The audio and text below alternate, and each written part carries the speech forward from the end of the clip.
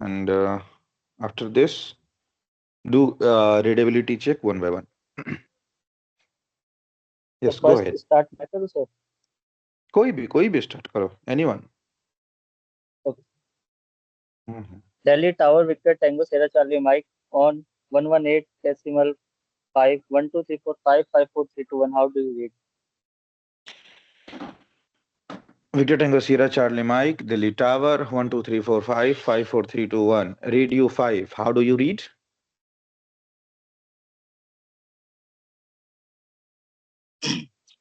Uh, Victor Tango Sierra Charlie Mike Delhi Tower on 1 2 3 4 5 5 4 3 2 1. Read you 5. हाँ नहीं, ये आपने चेक वाले कॉल को रेस्पॉन्स में आंसर किया. ठीक है, जो आपने कॉल दिया वो चेक का होता है. जब आप रीडेबिलिटी चेक करते हो, whenever you are giving response, तो आप इतने ऐसे W1 W2 W3 इस ऑर्डर में नहीं बोलोगे. ठीक है, मैंने आपको सिर्फ इतना ही बोला कि रीडिंग यू 5 एंड मैंने अपना कॉल साइन बोला. तो in the response you could have seen, आपको बोलना पड़ेगा reading you 5 victor tango sierra mike sierra charlie mike, या फिर you can say Delhi tower victor tango sierra charlie mike reading you 5.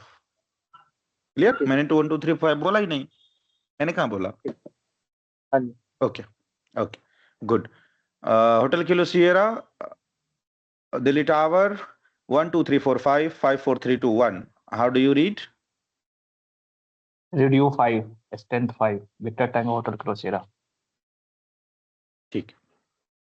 Another station check. Delhi ground, Vector Tango Alpha Juliet Delta, 118.5, 1 2 3 4 5 5 4 3 2 1. How do you read? Tango Alpha Juliet Delta Delhi ground reading you 5. Okay. Victor Tango Alpha Bravo Charlie Delhi Tower 1 2 3 4 5 3 2 5 4.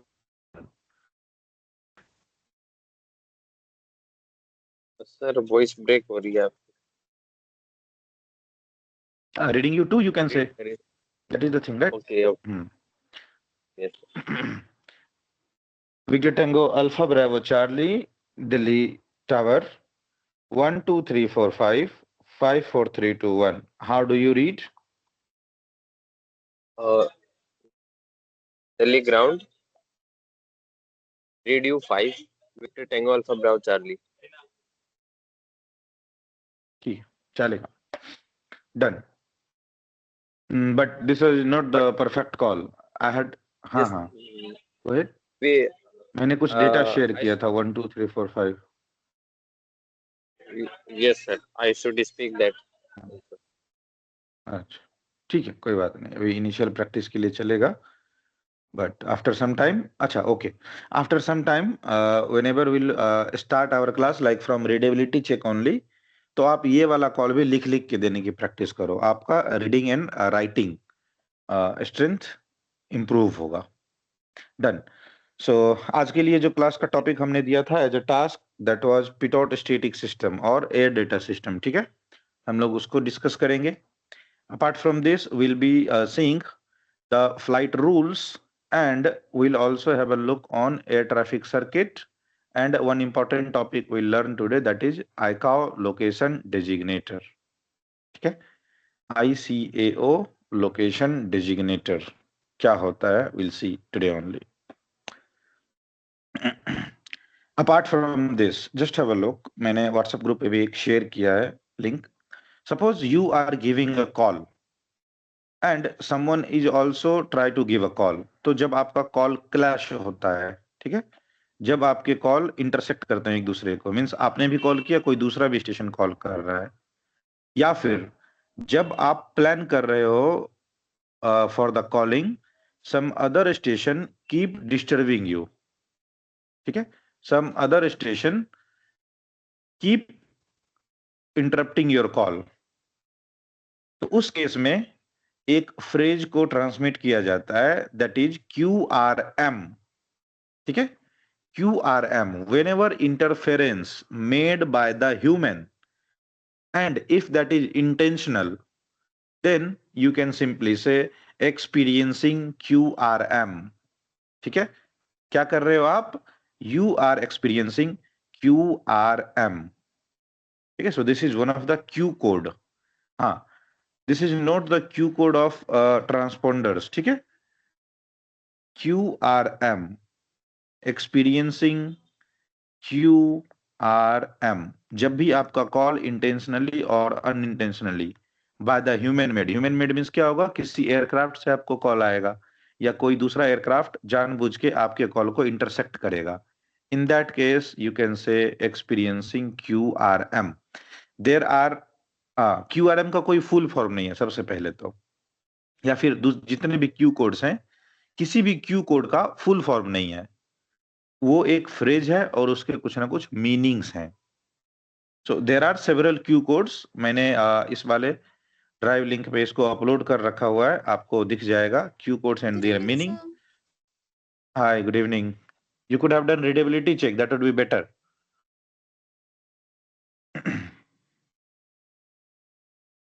सो एक ज्यादा important Q code है, that is QRM, and इसको हम लोग exam में देखते हैं. ठीक है, ये देखने को मिल जाता है एग्जाम में. सो आप सबके लिए इंपॉर्टेंट रहेगा QRM. There are several also, आप चाहो तो एक बार इस पे रीड आउट कर लो थ्रू अदर्स, बट बाकी सब ज्यादा इंपॉर्टेंट नहीं है. ठीक है, एग्जामिनेशन में QRM. समझ में आया सबको? Sorry for that background noise, मैंने विंडो ओपन कर रखा है. Got the point? Experiencing QRM, when to transmit.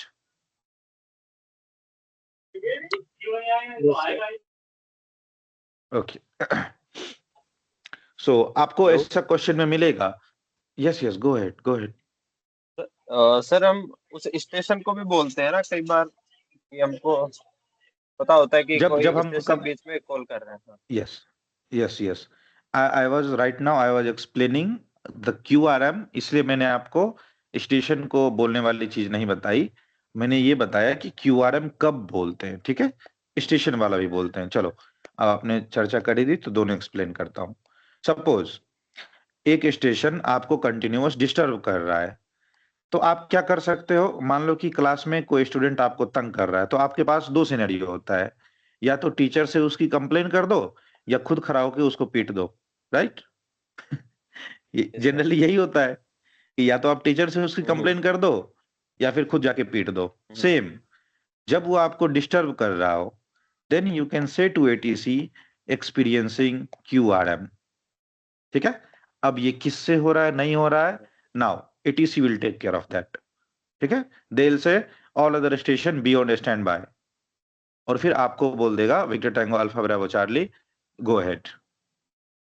ठीक है, नाउ दूसरी चीज, जब कोई स्टेशन आपको कंटिन्यूअस परेशान कर रहा हो, आपको उसका कॉल साइन पता है, देन आप डायरेक्ट उसी को कॉल करके बोल दो victor tango alpha bravo charlie, चुप रहो नहीं तो एयरक्राफ्ट से उतर के आ जाऊंगा. ठीक है, नहीं, you can simply say victor tango alpha bravo charlie, victor tango lima mike delta, ensure, please ensure channel is not occupied, या फिर only transmit when channel is not occupied, या फिर please make sure channel is not occupied when you are transmitting. Means थोड़ा सा नसीहत दे दोगे आप उसको कि मेक श्योर, या फिर प्लीज इंश्योर, या फिर make sure channel is not occupied before transmitting. यानी जब आप कॉल करते हो उससे पहले ये तो चेक कर लो कि बिजी है कि नहीं. ठीक है, तो नसीहत हम थोड़ा सा दे देंगे कि कॉल करने से पहले देख लो कि बिजी तो नहीं है चैनल, मैं बात कर रहा हूं, आप डिस्टर्ब किए जा रहे हो.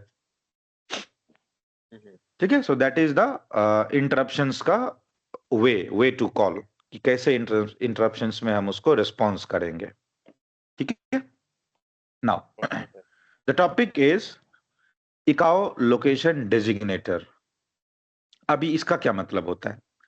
सपोज हमने इंडिया में एयरपोर्ट बनाए.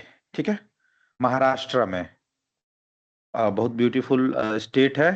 ठीक है, अपने इंडिया में one of the leading state है, पैसे के मामले में भी, प्रोस्पेरिटी के मामले में भी. एंड यहाँ पे एक बहुत हिस्ट्री से जुड़ा हुआ चीज है, Chhatrapati Shivaji Maharaj, right, who belongs to Maharashtra only. अभी क्या हुआ, महाराष्ट्र में 5 एयरपोर्ट बने, 2 मुंबई में बनाए, एक पुणे में बनाया, एक नागपुर में बनाया, एक शिरडी में बनाया सपोज, और भी ऐसा ऐसा करके 5 एयरपोर्ट महाराष्ट्र में उन्होंने बनाया।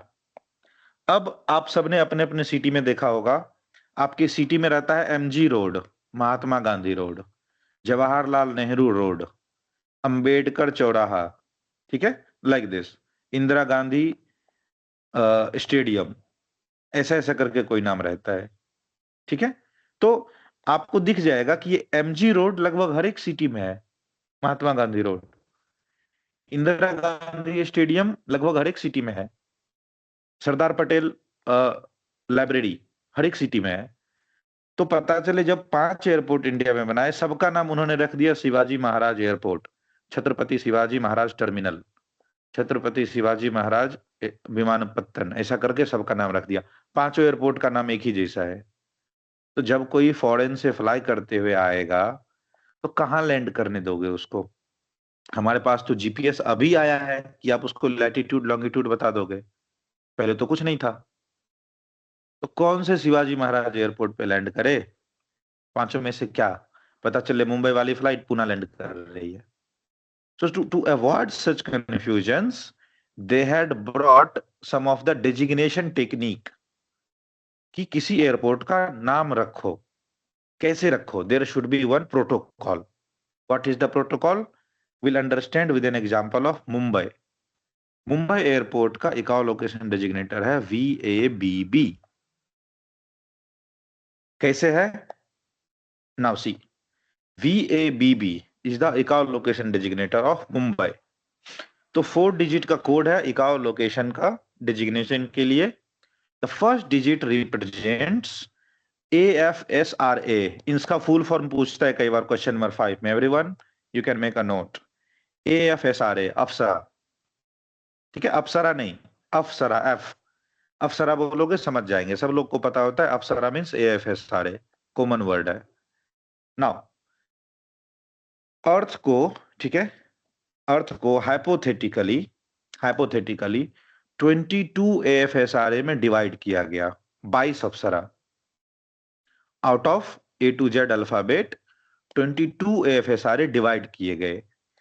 4 लेटर वॉज एग्जेम्प्टेड, 4 लेटर को यूज नहीं किया गया, India, X-ray, Juliet and Quebec, इसका यूज नहीं किया गया।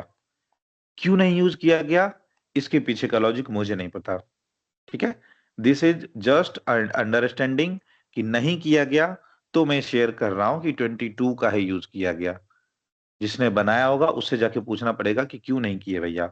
But for the examination and for the RT we should understand this much only कि आउट ऑफ 26 22 का यूज हुआ, 4 का यूज नहीं हुआ। आपसे कोई नहीं पूछेगा कि कौन कौन से 4 हैं जिसका यूज नहीं किया गया है। But if you know you have a plus point always. अगर आपको पता है तो अच्छी बात है।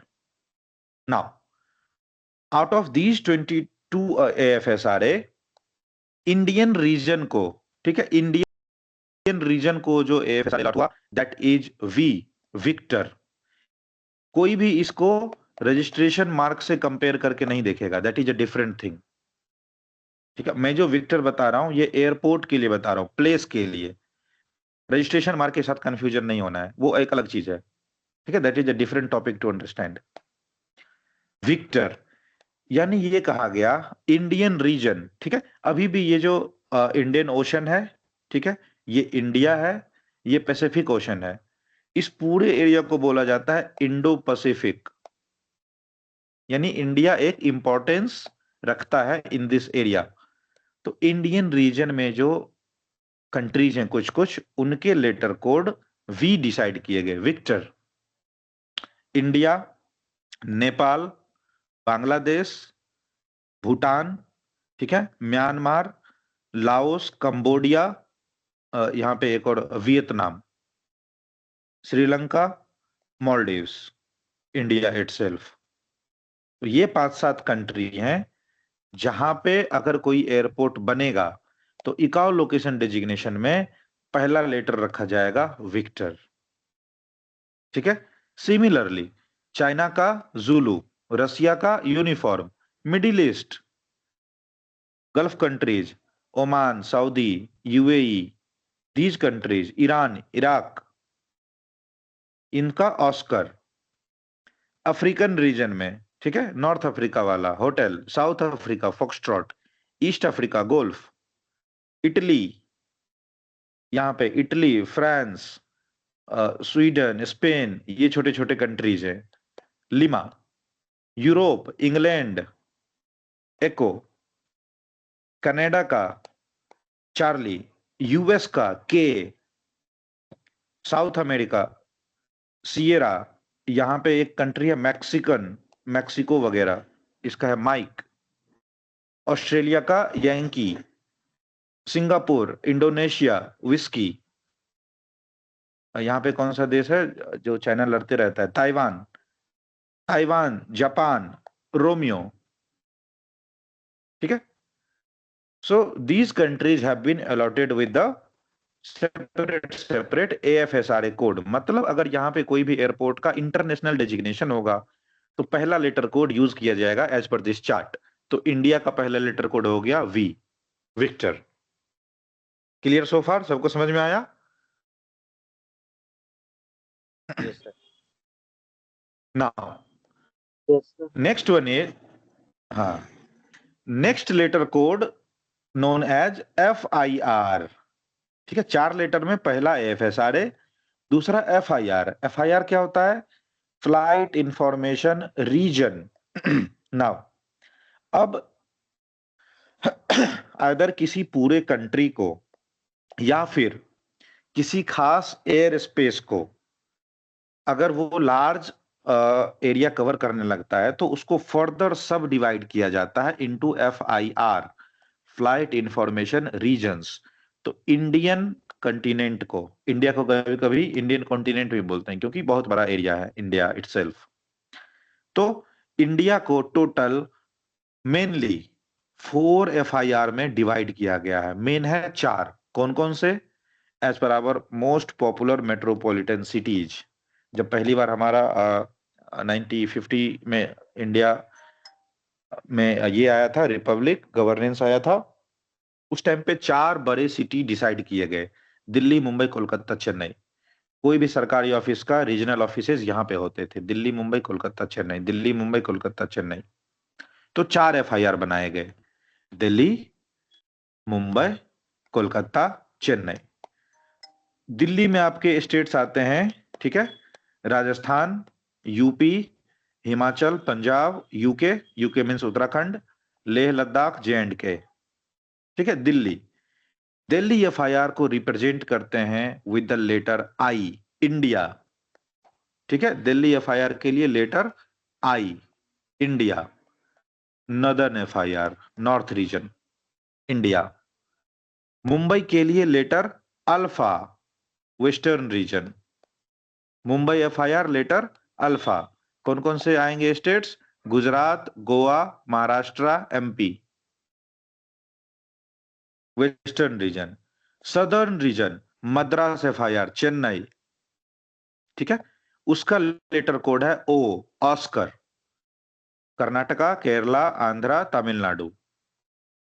Kolkata FIR letter E, Paschim Bangal, Chhattisgarh, Odisha, Jharkhand, Bihar, थोड़ा सा यूपी, सिक्किम, साथों नॉर्थ ईस्ट के स्टेट्स, सब कोलकाता FIR के अंदर। नाउ अभी क्या है देखो, बीच में एक कंट्री है Bangladesh, earlier it was Pakistan. Radio एक ऐसी टेक्नोलॉजी है कि if you have a coverage of this area तो इसके चप्पे चप्पे को आप छान सकते हो। रेडियो एक ऐसी टेक्नोलॉजी है कि आपको एक एक इंच का आइडिया लग जाएगा। आप सैटेलाइट प्लेस कर दो तो एक एक पर्सन को ट्रैक कर सकते हो। सो पाकिस्तान हैविंग ऑब्जेक्शन कि यहाँ पे इंडिया, यहाँ पे इंडिया। तो जब आप अपने एरियल सर्वेलांस करते हो, भले वो सिविल का यूज हो, लेकिन इसमें इतनी कैपेबिलिटी है कि वो हमारे पूरे देश के एक एक रेडियो इक्विपमेंट को चेक कर लेगा। अंदर तक पेनिट्रेट कर जाएंगे हम लोग।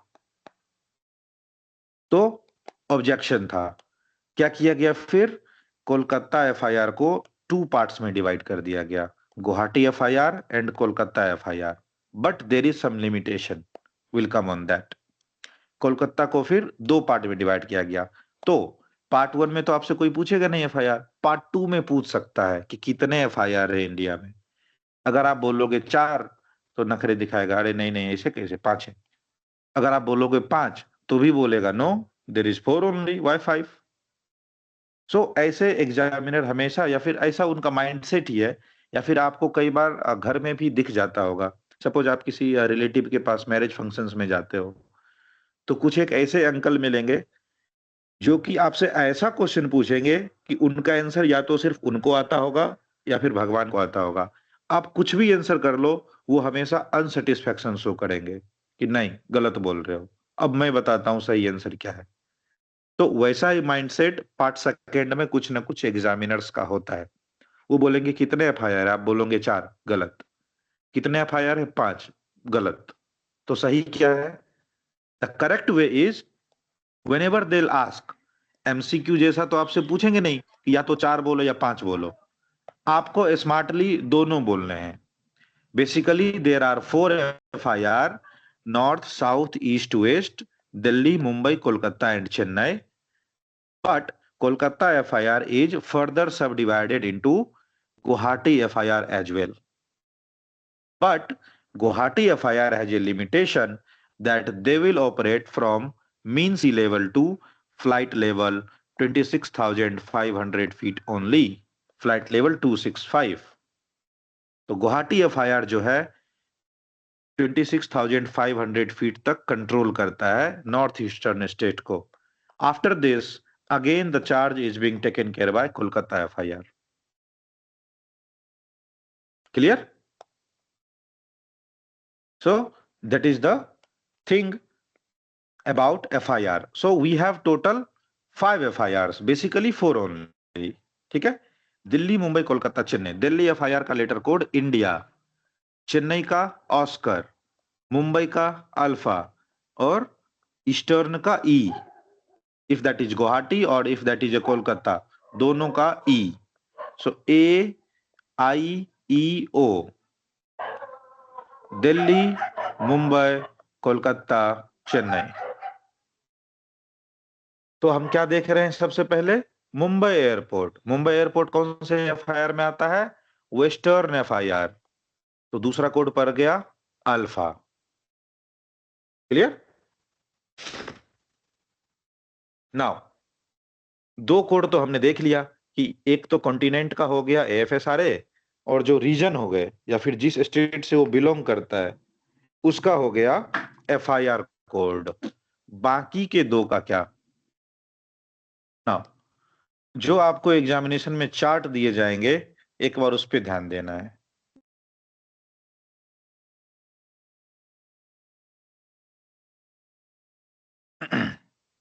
हर एक सिटी जहां पे एयरपोर्ट बना हुआ है वहां पे वीओआर स्टेशन प्लेस किए गए, बट ये हमेशा सही नहीं है। कई बार एक सिटी में एक वीओआर स्टेशन, वीओआर स्टेशन आप लोग समझते हो क्या होता है? एयरपोर्ट पे पहले जीपीएस नहीं था, तो एयरपोर्ट पे ग्राउंड इक्विपमेंट में वीओआर प्लेस कर दिए जाते थे। तो सपोज आपको दिल्ली से मुंबई जाना है, तो क्या करेगा, रास्ते में जितने वीओआर हैं उसको कनेक्ट करते हुए एक रूट बनता था कि चेन्नई से दिल्ली जाना है तो पहले विशाखापत्तनम जाइए, फिर भुवनेश्वर जाइए, फिर रांची जाइए, फिर दिल्ली जाइए, ऐसा करके एक रूट बनता था। तो बीच बीच में वीओआर स्टेशन रहते थे ट्रेसेबिलिटी के लिए। बट अब तो जीपीएस आ गया है, टेंशन ही नहीं है, लैटिट्यूड लॉन्गिट्यूड से सब हो जा रहा है।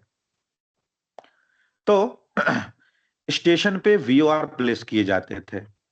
ये जो आप पेंटागन शेप में देख रहे हो ना, this is indication of VOR station. तो आप अभी बेसिकली देखते होगे, सपोज आप बेंगलोर में रहते हो तो कई बार बेंगलोर को शॉर्ट फॉर्म में लिखता है लोग BLR, ठीक है? दिल्ली को लिखेगा DEL, मुंबई को MUM, ऐसा करके लोग लिखते हैं शॉर्ट फॉर्म में। सिमिलरली जिस भी एयरपोर्ट पे, ठीक है, जिस भी एयरपोर्ट पे उसका इकाउ लोकेशन डेजिग्नेशन रखना है। तो पहला 2 लेटर तो हमने कहां से उठाया, पहला AFSRA, दूसरा FIR, और तीसरा होगा उस एयरपोर्ट का एयरपोर्ट कोड। तो चार्ट में आप देखोगे हर एक एयरपोर्ट के पास उसका एयरपोर्ट कोड लिखा रहेगा। चेन्नई का है MMV, ठीक है। विजयवाड़ा का BBZ, bravo bravo zulu. Rajahmundry romeo yankee. Visakhapatnam victor victor zulu. So we will be looking at Mumbai. ना मुंबई का देखो, मुंबई का एयरपोर्ट कोड क्या है, BBB, ब्रेवो ब्रेवो ब्रेवो। तो पहला लेटर तो हमने उठाया V, दूसरा लेटर अल्फा। अब 3-3 लेटर कोड का होता है FIR, सॉरी VOR कोड। तो फर्स्ट और थर्ड लेटर को पिक करके बाकी 2 प्लेस कर देंगे। तो मुंबई बन गया VABB, औरंगाबाद हो जाएगा VAAU, नागपुर हो जाएगा VANP। समझ में आ रहा है सबको?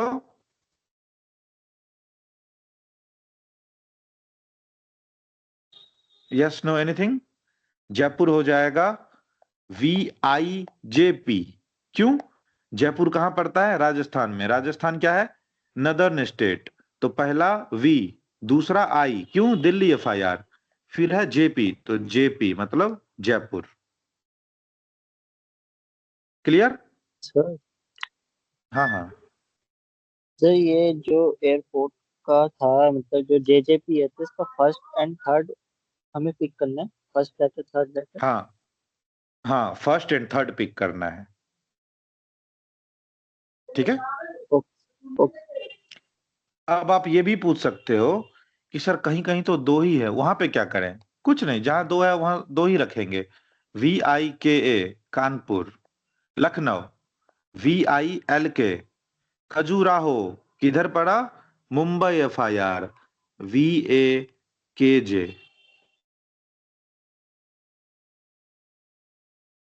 इंदौर VAID। समझ में आ रहा है सबको?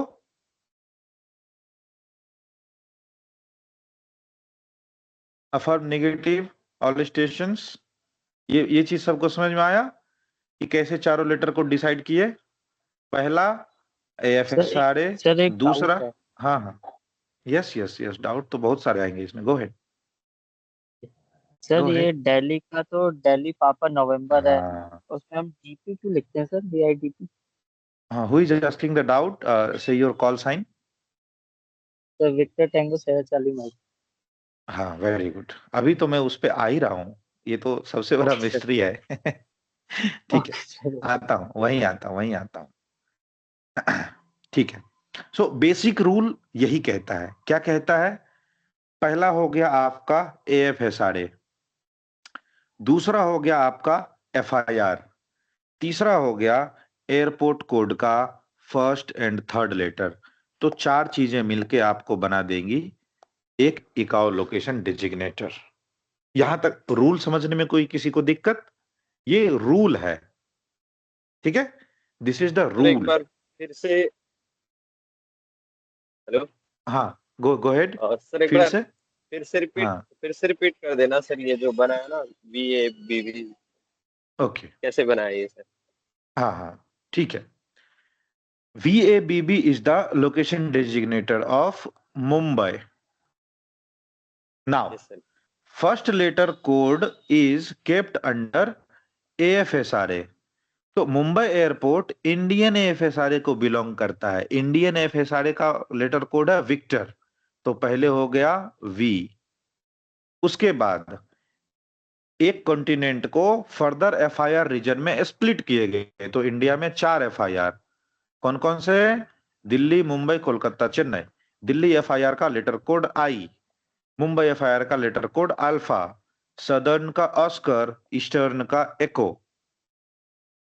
तो मुंबई एयरपोर्ट कहां पड़ता है, वेस्टर्न FIR में। तो दूसरा लेटर हो गया अल्फा, ठीक है। नाउ बाकी के 2 लेटर के लिए सिटी का नाम देखेंगे, जो भी चार्ट है या फिर जहां पे भी वो एयरपोर्ट प्लेस बनाया गया है, तो उस एयरपोर्ट का जो वीओआर स्टेशन है, पहले जीपीएस से पहले नेविगेशन के लिए वीओआर यूज किए जाते थे, तो वहां पे जो वीओआर स्टेशन है, या तो उस वीओआर का कोड होगा, that is a 3 digit code, या फिर उस सिटी का जो नाम है उसके नाम के रिलेटेड 3 डिजिट का लेटर कोड रखा जाएगा। तो उस 3 डिजिट के लेटर कोड में फर्स्ट और थर्ड को पिक करके हम लोग बनाएंगे एक और लोकेशन डेजिग्नेटर। सो जब हमने मुंबई का लेटर कोड देखा, that is bravo bravo bravo, तो पहला 2 तो बनाने के लिए हमारे पास हिंट था, विक्टर अल्फा, पहला और तीसरा क्या है, ब्रेवो ब्रेवो, सो VABB बन गया मुंबई। ठीक है, नागपुर का हो जाएगा VAAU, सॉरी औरंगाबाद का VAAU, नागपुर का VANP, ठीक है, इंदौर का VAID, ठीक है, जयपुर VI क्यों, Delhi FIR VIJP, Lucknow VILK, first third. अब कहीं बोलोगे सर किसी किसी में तो 2 लेटर ही लिखा है, तो जहां 2 लेटर लिखा है वो और फ्री हो आप, VIKA Kanpur, Khajuraho VAKJ Khajuraho. So this is the rule. अब हम इंडियंस, ठीक है, ऐसा ऐसा मत सोचना कि मैं कुछ खराब बोलने जा रहा हूं या कुछ कमेंट करने जा रहा हूं कंट्री पे, बट हम इंडियंस या तो एक वर्ड आता है उसको मैं थोड़ा ज्यादा यूज करता हूं, बाकी कुछ लोग कम यूज करते हैं, that is known as pseudo bureaucrat. Pseudo means झूठा, ब्यूरोक्रेट मतलब अधिकारी। आपके पास है कुछ नहीं लेकिन आप दिखावा करोगे कि आपसे बेस्ट कोई नहीं है, ये इंडियन में टेंडेंसी होती है। आप बुरा मत मानना, that is a common thing. आप एयरलाइन में JT हो, जूनियर टेक्नीशियन, कल को आप बने technician, senior technician, foreman, still आपके पास कुछ नहीं है, लेकिन आप जूनियर टेक्नीशियन पे रौब दिखाओगे। अगर आपके पास लाइसेंस मिल गया, अरे बाप, तब तो आप बंदूक लेके घूमते हो। एक JT ने मेरे से ऐसा कैसे बात कर लिया। सूडो ब्यूरोक्रेसी, झूठा, है कुछ नहीं, दिखावा बहुत करनी है। इससे क्या होता है, we have always a tendency to breaking the rules. हम इतने दिन से यही तो झेलते आए हैं इंडिया में। जितने भी सरकारी ऑफिसर्स हैं वो सब अपने मर्जी से रूल चलाएंगे, उनका देश है, उनका किताब, उनका रूल, उनका नियम, ठीक है। तभी इंडियन स्टैंडर्ड्स की इंटरनेशनल स्टेज पे जम के बेइज्जती होती है, धड़ल्ले से। कोई भी इंडियन एजेंसी इंटरनेशनल स्टैंडर्ड में 10 से 15 मिनट तक नहीं टिकती है। तो हमने क्या किया, भैया हम तो ठहरे एयरपोर्ट अथॉरिटी ऑफ इंडिया के नेविगेटिंग ऑफिसर, हम कहीं से नींद में उठे और दिल्ली को लिख दिया VIDP। क्यों लिख दिया मालूम नहीं, कोई क्वेश्चन पूछने वाला पूछ कैसे लेगा, ऑफिसर हमें या तुम, ठीक है। अब समझ में आया सचिन, क्यों लिख दिया VIDP? नशे में चूर होगा यस सर। लिखने वाला। Yes sir. सिर्फ दिल्ली नहीं, बहुत सारे ऐसे एयरपोर्ट हैं जहां पे इस तरह के रूल ब्रेक हुए हैं, दिखाता हूं। चलो, दिल्ली में तो मैंने समझ लिया कि चलो VI और DPN है, तो आपने फर्स्ट और थर्ड के बदले फर्स्ट एंड सेकेंड का यूज किया, तो VIDP लिख दिया, राइट।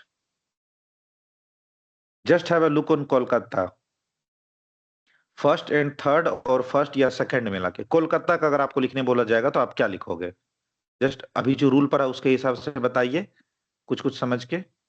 कोलकाता को क्या लिखोगे, कोई anyone give me trial.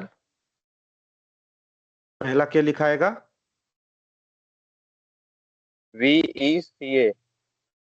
VECA, क्या क्या? VICA। नो, कोलकाता अपने आप में FIR है, उसका जब लेटर ई है तो आई कैसे रहेगा? ओके। ठीक है, दिल्ली का हाँ। नाउ, तो आपने फर्स्ट और थर्ड लगा के बोला VECA, कोई मिस्टेक कर गया, क्या बोल सकता है? VECE, राइट, फर्स्ट और सेकेंड लगा के। ठीक है, ये पॉसिबिलिटी बनेगी एज पर द रूल कि चलो फर्स्ट या सेकेंड लेटर यूज कर लो या फर्स्ट या थर्ड यूज कर लो। You will be surprise to know Kolkata का है VECC।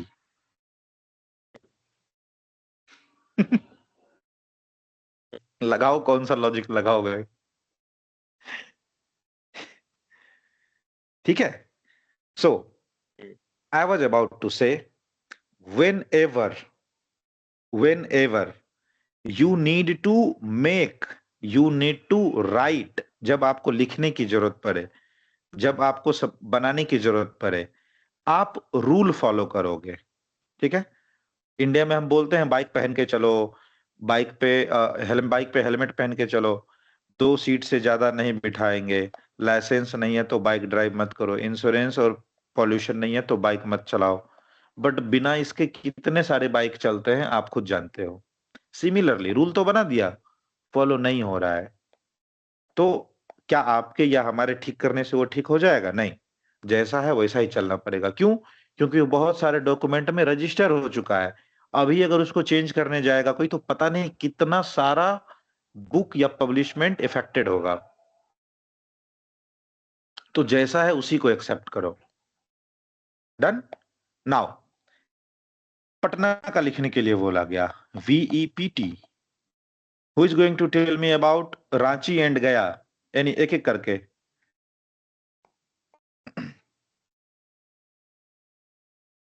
लगाओ दिमाग थोड़ा थोड़ा, बहुत इजी है। मैं बताऊं सर? हाँ हाँ, go head go head. VEGC VEGC Gaya for ना? गया, राइट। हाँ, Ranchi VERC VERC, very good. Jamshedpur VEJS okay. Is it Balwan और सचिन? बलवान सर। ठीक है, ठीक, गॉट इट, थैंक यू। पास पास में बैठे हैं सर हम। अच्छा, okay. So this is the standard rule. अभी क्या है, as I was saying, there are many rule breaking. ठीक है, हमने बहुत सारे मिस्टेक किए इसको बनाने में, तो कुछ कुछ एयरपोर्ट एक्सेप्शन हो गए हैं। ठीक है, हमारे पास एक्सेप्शनल्स हैं। अब आप बोलोगे कि सर एयरपोर्ट एक्सेप्शंस में आप डाल दे रहे हो, रूल आपने बनाया वो फॉलो नहीं हो रहा है, तो हम एग्जाम में कैसे सही आंसर कर पाएंगे? इतने सारे एक्सेप्शंस याद कैसे रहेंगे? कैसे पता करूंगा कि किसका क्या होगा? आपको बेसिक रूल पता होने चाहिए, the first and most requirement. उसके अलावा जो कुछ एक्सेप्शंस है ना, ट्रस्ट मी, मैंने आज तक एक भी स्टूडेंट ऐसा नहीं देखा जिसको एयरपोर्ट कोड के एक्सेप्शंस को याद करने में परेशानी होती हो। एक भी नहीं देखा। आप लोग तो फिर भी स्मार्ट स्टूडेंट्स हो। एक भी स्टूडेंट ऐसा नहीं देखा जो कि लोकेशन डेजिग्नेशन को पहचानने में कंफ्यूज हुए हो। आता हूं, कैसे पहचानोगे? अगला टॉपिक वही है। Now, similarly as per the rule, Mumbai airport का हो गया VABB, दिल्ली है VIDP, Kolkata VECC, Bangalore VOBL, ठीक है, चेन्नई VOMM। डन। अब चार्ट पे देखो, सबसे पहले तो हमको इको लोकेशन डेजिग्नेटर बनाने आ गया। ठीक है, नाउ एग्जाम में कभी भी हम लोगों को इको लोकेशन डेजिग्नेटर बनाने के लिए या फॉर्मेट में लिखने के लिए नहीं दिया जाएगा। कभी भी लोकेशन डेजिग्नेटर बनाने के लिए या टेस्टिंग मेथड में भी हमसे ये नहीं पूछा जाएगा कि इस एयरपोर्ट का इको लोकेशन डेजिग्नेशन क्या है। सिंपल क्वेश्चन, हमसे कभी भी लोकेशन डेजिग्नेशन में ये नहीं पूछा जाएगा कि इस एयरपोर्ट का इको लोकेशन डेजिग्नेटर निकाल के बताओ, कभी नहीं। तो फिर बोलोगे कि सर फिर क्यों इतना हमने पढ़ाई करी? इसको हमने इसलिए पढ़ाई करी, एग्जाम में बेसिकली क्या होता है, आपको फ्लाइट प्लान दिए जाते हैं जो कि टॉप ऑफ द क्वेश्चन रहता है। इस टॉप ऑफ द क्वेश्चन में डिपार्चर एरोड्रोम और डेस्टिनेशन एरोड्रोम हमेशा इको लोकेशन डिजिग्नेशन के फॉर्मेट में रहता है। तो अगर आपको ये रूल पता ही नहीं है तो आपको पता कैसे चलेगा कि कौन से एयरपोर्ट से आपका एयरक्राफ्ट टेक ऑफ किया और कौन से एयरपोर्ट पे आपको पहुंचना है? उसके लिए हमें सबसे पहले ये रूल जानने की जरूरत है, राइट? तो इस फॉर्मेट में दिया हुआ रहता है, departure aerodrome VABP Bhopal, destination aerodrome Delhi. तो हमें इसको डिकोड करना है, बस यही रिक्वायरमेंट है इको लोकेशन डेजिग्नेशन की, कि फ्लाइट प्लान में जो एरोड्रोम कोड दिया हुआ है in the format of echo location designation, वो हमको समझ में आ जाना चाहिए। क्लियर? पर्पस क्या है? डिकोडिंग। नाउ रूल हमें आती है, पर्पस है डिकोडिंग। अब प्रॉब्लम कहां अटकी? एक्सेप्शंस। कि एक्सेप्शंस तो इतने सारे हैं तो रटे कैसे आदमी, याद कैसे करे? अभी देखो, चार्ट आपके पास रहेगा हमेशा हेल्प के लिए एग्जाम में। सो चार्ट ओपन करते हैं। ठीक है, सपोज फॉर एनी इंस्टेंस आपको डेस्टिनेशन एरोड्रोम या डिपार्चर एरोड्रोम लिख के दे दिया, दो लिख देता हूं, ठीक है। एक लिखा VEGC, दूसरा लिखा VECC।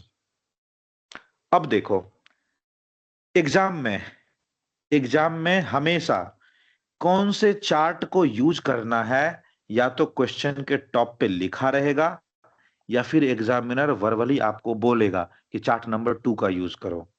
तो out of these 8 route charts कोई एक चार्ट ही आप फॉलो करोगे जिससे क्वेश्चन रहते हैं।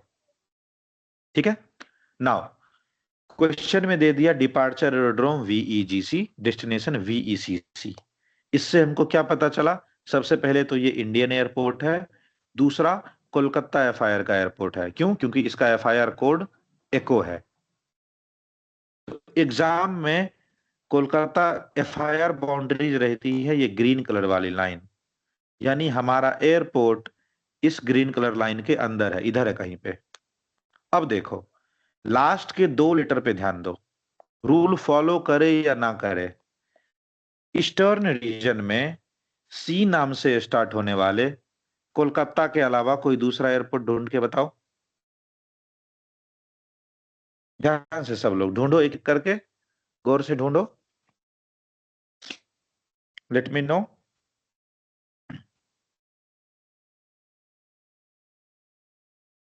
मिल रहा है कोई सा other than Kolkata? No sir. G से, गोल्फ से स्टार्ट होने वाले गया के अलावा कोई दूसरा एयरपोर्ट ढूंढ के बताओ।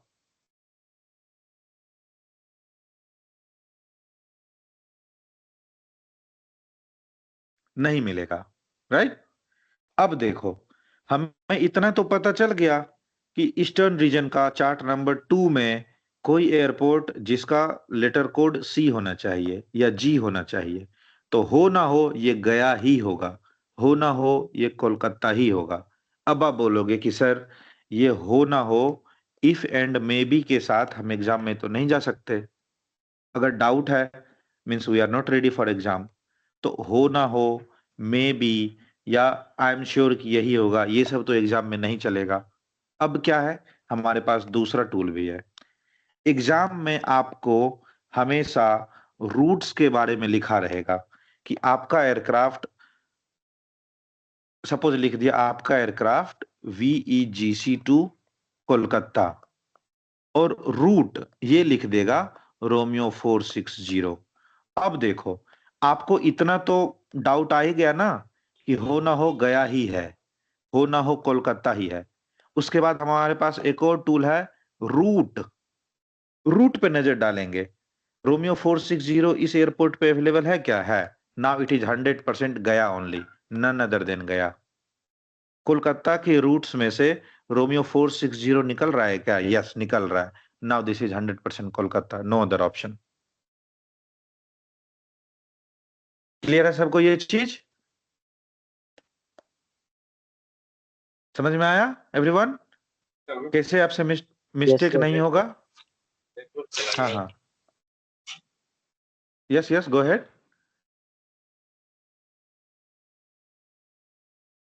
someone is saying something? Sir बलवान कह रहा है उसका नेटवर्क चला गया था। अच्छा, उसका नेटवर्क चला गया था।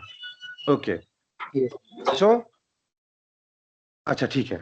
सो आई एम सेइंग हमारा एग्जाम में पर्पस क्या है? Destination aerodrome and departure aerodrome को समझना। लेटर कोड बनाने के लिए तो हमको कोई नहीं बोल रहा है। Any how we know the rules how to draft the letter code for echo location. Rules हमें पता है कि फर्स्ट एंड थर्ड यूज होता है। उसके अलावा लेटर कोड बनाने के लिए तो हमें कोई नहीं बोल रहा है, तो क्या करना है? समझना है। सो सपोज आपको एग्जाम में दिया हुआ है VEGC और VECC, तो सबसे पहले कैसे जाओगे? विक्टर, इंडियन एयरपोर्ट, और चार्ट नंबर भी एग्जामिनर आपको बताएगा वर्बली या फिर क्वेश्चन के ऊपर में लिखा रहेगा। तो चार्ट नंबर 2 पे VEGC, इंडियन एयरपोर्ट, E यानी एको, ईस्टर्न FIR, इसके अंदर का एयरपोर्ट, इसके अंदर का एयरपोर्ट।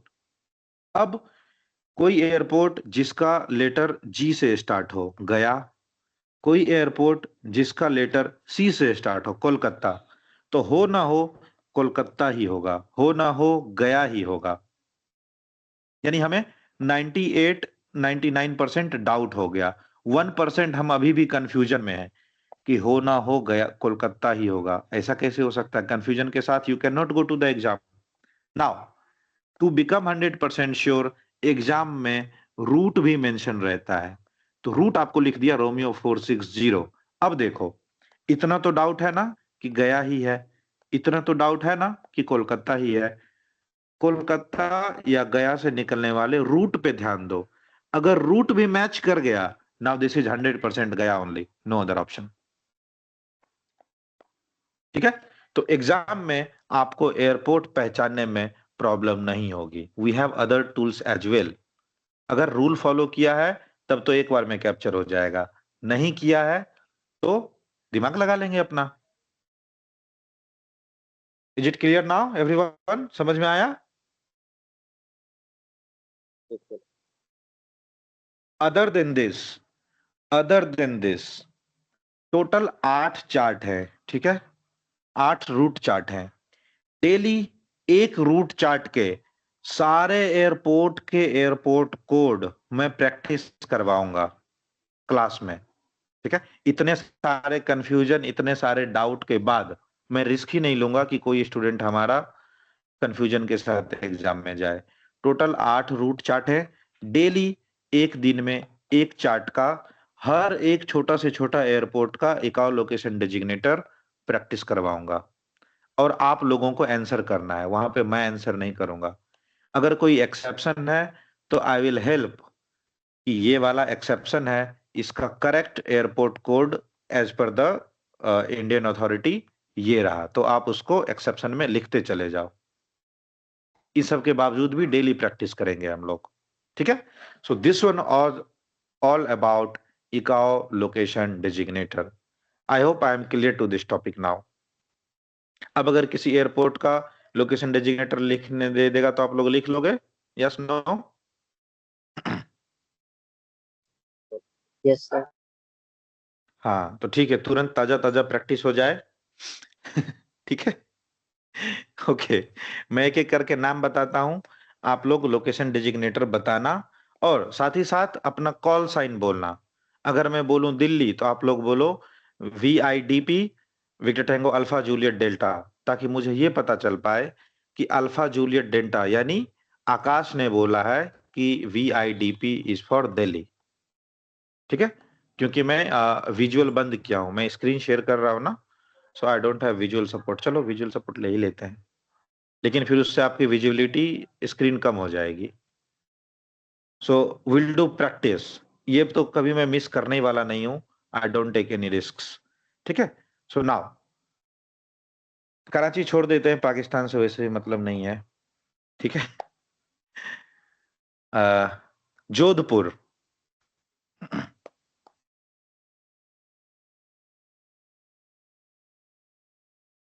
एनीवन, कोई भी, come ahead and give the answer. गलत होगा सही होगा डजंट मैटर, ठीक है। Try to become the prioritise the answer. आप अगर स्मार्ट इनफ हो, हाँ आप अगर स्मार्ट इनफ हो, सारे के सारे आंसर आप ही करो। जो जो आंसर नहीं करा उसने अपना मौका गवाया, और कुछ नहीं। इक्वल अपॉर्चुनिटी, मैंने ओपन प्लेटफॉर्म दिया। लड़ाई करो, एक ही साथ VIJO 4-5 कॉल दो। किसने किसने बोला ये, किसने बोला? अल्फा ब्रावो चार्ली सर, बलवान ने हाँ, नाउ आई कैन अंडरस्टैंड। हाँ तो VIJO, विजय टैंगो अल्फा ब्रावो चार्ली। इससे क्या होगा, आपका लास्ट में कॉल साइन बोलने की भी प्रैक्टिस बढ़ेगी, जो कि बहुत स्टूडेंट्स में नहीं होती है। VIJO Jodhpur. What about Jaipur? VIJP Victor Tango Sierra Charlie VIJP Mike. Tango Sierra Hotel Alpha Juliet Delta. VIJP VIJP, very good. Delhi, PIDP PIDP Victor Tango Sierra Charlie Mike. Alpha Juliet Delta. Very good, सब लोग answer कर रहे हैं। Agra, VIAG Victor Tango Sierra Charlie Mike. VIAG, Bravo Charlie, very good. VIAG Gwalior, VIGA Victor Tango Sierra Charlie Mike. Alpha. very good. Everyone is giving response. Even I'm listening to Sierra Hotel Alpha as well. Bhopal,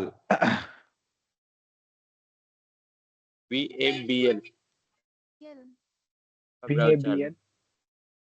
Victor ना। Tango Alpha Juliet Delta. PAPA note करो। Hotel kilo sierra Bhopal का क्या है?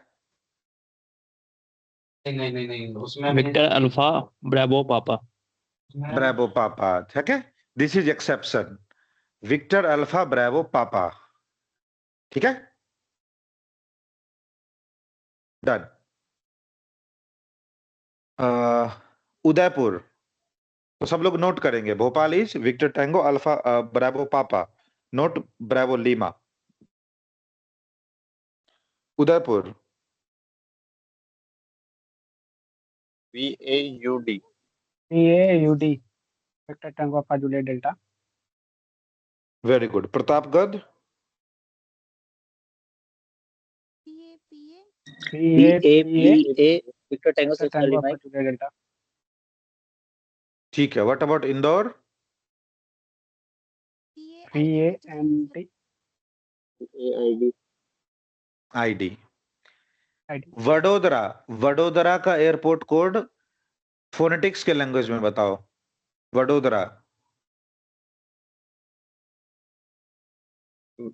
Victor Alpha Quebec Victor Alpha Zulu, Cubic Zulu Victor Tango Sierra Charlie Mike. हाँ, कीवेक Zulu, very good. Ahmedabad, Victor Alpha Alpha Echo. Victor Alpha Alpha Echo Victor Victor Alpha Tango Sierra Alpha Charlie Mike. Alpha Echo. चलो exception note करो। Alpha hotel, ठीक है। Ahmedabad is victor alpha alpha hotel. Pune,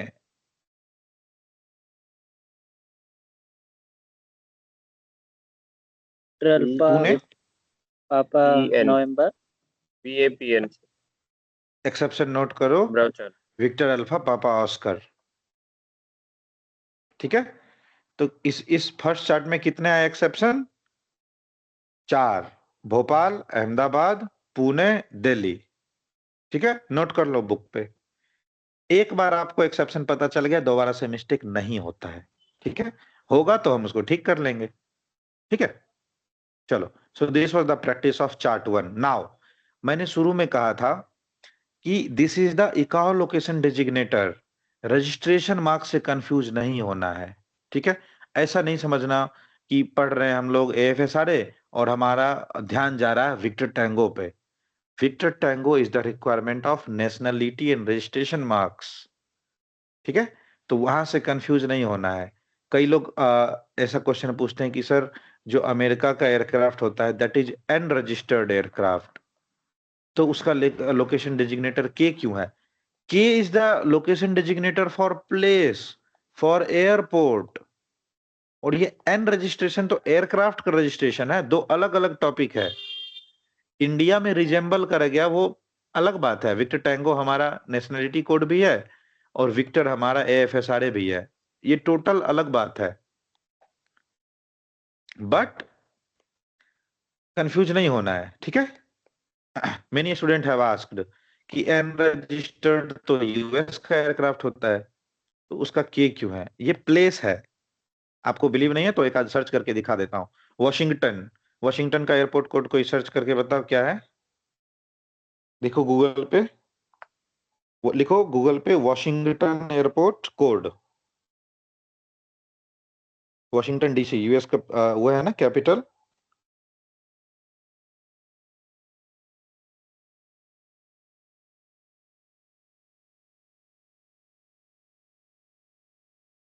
sir IAD। वो तो उसका VOR code है। 4 digit के format में क्या है? 4 डिजिट के फॉर्मेट में।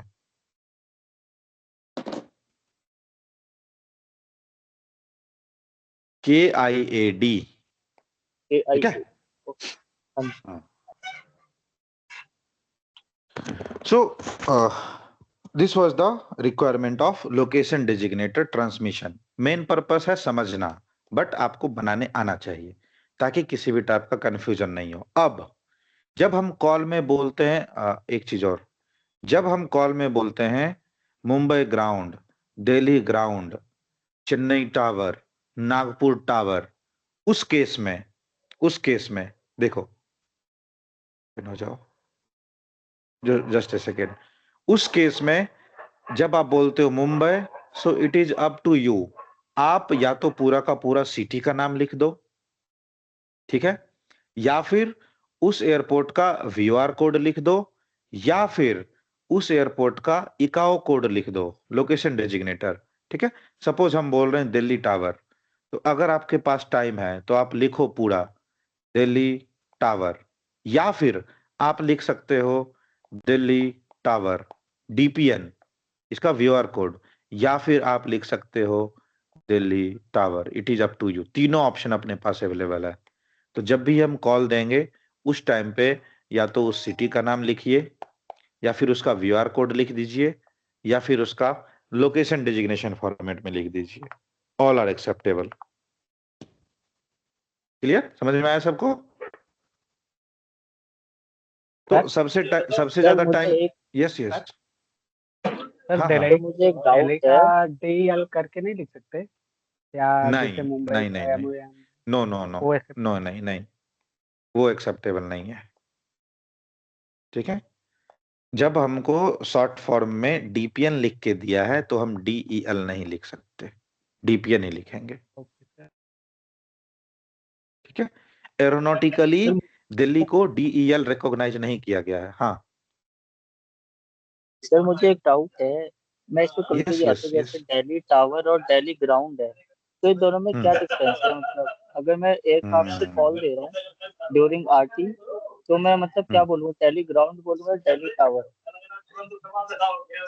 नाउ ओके, सबके अलग अलग पर्पस हैं। अगर हम रनवे के पास पहुंच चुके हैं, टेक ऑफ करना है, इनिशियल क्लाइंब करना है, फ्लाइट प्लान के रिगार्डिंग डिस्कशन करनी है कि भैया हमारा 10 बजे डिपार्चर था, आपको याद है कि नहीं, हमारे पैसेंजर्स सवार हो चुके हैं, ठीक है, या फिर 10:30 का फ्लाइट है, 5 मिनट डिले होगा। तो इन सब टॉपिक पे जब डिस्कस होगा that will go to tower. और जब ग्राउंड मूवमेंट की बारी आएगी, इंजन स्टार्ट करना है, टो करना है, पुश बैक करना है, टैक्सी करना है, स्टैंड नंबर 1 से स्टैंड नंबर 7 पे जाना है, एयरक्राफ्ट को हैंगर में मूव करना है, ऐसे सारे ग्राउंड मूवमेंट के लिए ग्राउंड को कॉल किया जाएगा। Okay sir. ठीक है। अब किसी एयरपोर्ट पे अगर ग्राउंड अवेलेबल ही नहीं है तो उस केस में टावर ही सारा काम देखेगा। ठीक है, बिजली बत्ती से लेके हवा पानी तक का काम, सब कुछ टावर से कंप्लेन करोगे कि हमारे एप्रोन पे लाइट नहीं आ रही है, जो करेगा सारा टावर करेगा। क्लियर? Okay sir. ठीक है। So this one was all about ICAO location designation technique. ठीक है, समझ में आया सबको? ये टॉपिक क्लियर है? यस। Yes sir. ओके, ठीक है। So I am starting the new topic as per our plan. ठीक है, that one is flight rules and air traffic circuit. आज ही पढ़ा दूं? ठीक है, ठीक है, टाइम है अपने पास। The next topic is flight rules. चलो, कितने एफआईआर रीजन अपने पास हैं इंडिया में? 4 4 और एक्सेप्शनली 1 सर, वो उसके बांग्लादेश एक्सेप्शनली नहीं, एक्सेप्शनली नहीं, additionally, you can say additionally. There are 4। ठीक है, हाँ, there are 4 basically, but additionally one more FIR region we have, that is Guwahati, but up to certain limitation, that is 26,500 feet, ground से 26,000 feet तक गुवाहाटी देखेगा, उसके बाद कोलकाता संभाल लेगा। ठीक है, अब पता है आपको, एक टाइम पे 28,000 26,000 फ्लाइट लेवल का ऑपरेशन भी इंडिया में बहुत बड़ी फ्लाइट मानी जाती थी। 26,000 कोई एयरक्राफ्ट चला गया तो बहुत बड़ा माइलस्टोन माना जाता था। अभी भी ऑलमोस्ट, अभी तो एक खैर जैसे हमारा एयरक्राफ्ट 30-35 चला जाता है तो उसके आधे से ज्यादा कम्युनिकेशन नेविगेशन सैटेलाइट बेस्ड हो जाते हैं, ग्राउंड से लिंक उसका ऑलमोस्ट खत्म रहता है। ठीक है, सब कुछ सैटेलाइट बेस्ड हो जाता है। इवन जो VHF कॉल भी जाता है ना, वो भी लाइन ऑफ साइट नहीं रहता है, डायरेक्ट नहीं रहता है, पहले हमारा सैटेलाइट को ही जाता है, फिर वो रिटर्न ग्राउंड पे आता है। तो समहाउ सैटेलाइट का इंटीग्रेशन किया गया है हर एक चीज के लिए, तो उतने हाइट पे हमारा एयरक्राफ्ट मॉनिटर किया जा सकता है with the help of satellites only. But पहले क्या था, अगर कोई एयरक्राफ्ट 20-25 हजार पे चला गया तो पता भी नहीं चलता था कि कोई एयरक्राफ्ट हमारे एयर स्पेस में आया भी, रेडार का उतना रेंज भी नहीं होता था। तो उस टाइम पे 26,000 एनफ था। ठीक है, सिविलियन पॉइंट ऑफ व्यू से अभी भी 26,000 एनफ है। अगर कोई एयरक्राफ्ट 26,000 फीट से आपके ऊपर बॉम्बिंग भी कर देना, मान लो बम गिरा दिया, आपके पास एनफ टाइम है, 2 से 3 मिनट का टाइम लगेगा, आप दूसरा एयरक्राफ्ट उड़ाओ, उसके मिसाइल को ऊपर ही जाके उड़ा दो। ठीक है, तो 20-25 हजार का एलिवेशन सफिशियंट होता है, आपको खतरा नहीं है डिफेंस के मामले में। नाउ तो उस चीज को मेंशन करना है, 26,500 फीट पर सेकेंड में। Now the next topic is flight rule. ये भी ऐसा ही मिसलेनियस वाला टॉपिक है। आपसे पूछेगा कितने टाइप के फ्लाइट रूल हैं तो फ्लाइट रूल जैसे ही कोई आपसे पूछे तो एविएशन में 2 ही फ्लाइट रूल है, IFR और VFR। कोई Hotel Kilo Sierra, tell me something about flight rules if you are free. अगर आप फ्री हो then tell me something about flight rules.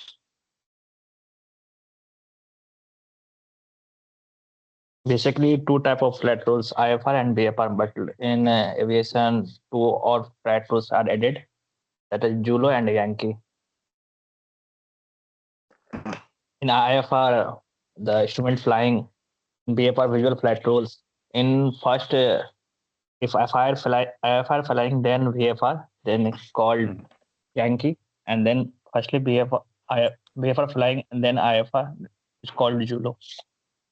Okay, क्या क्या रिक्वायरमेंट है VFR फ्लाइंग की? कब से कब तक हमको VFR फ्लाई करना है? कब से कब Flight तक level IFR फ्लाई करना है?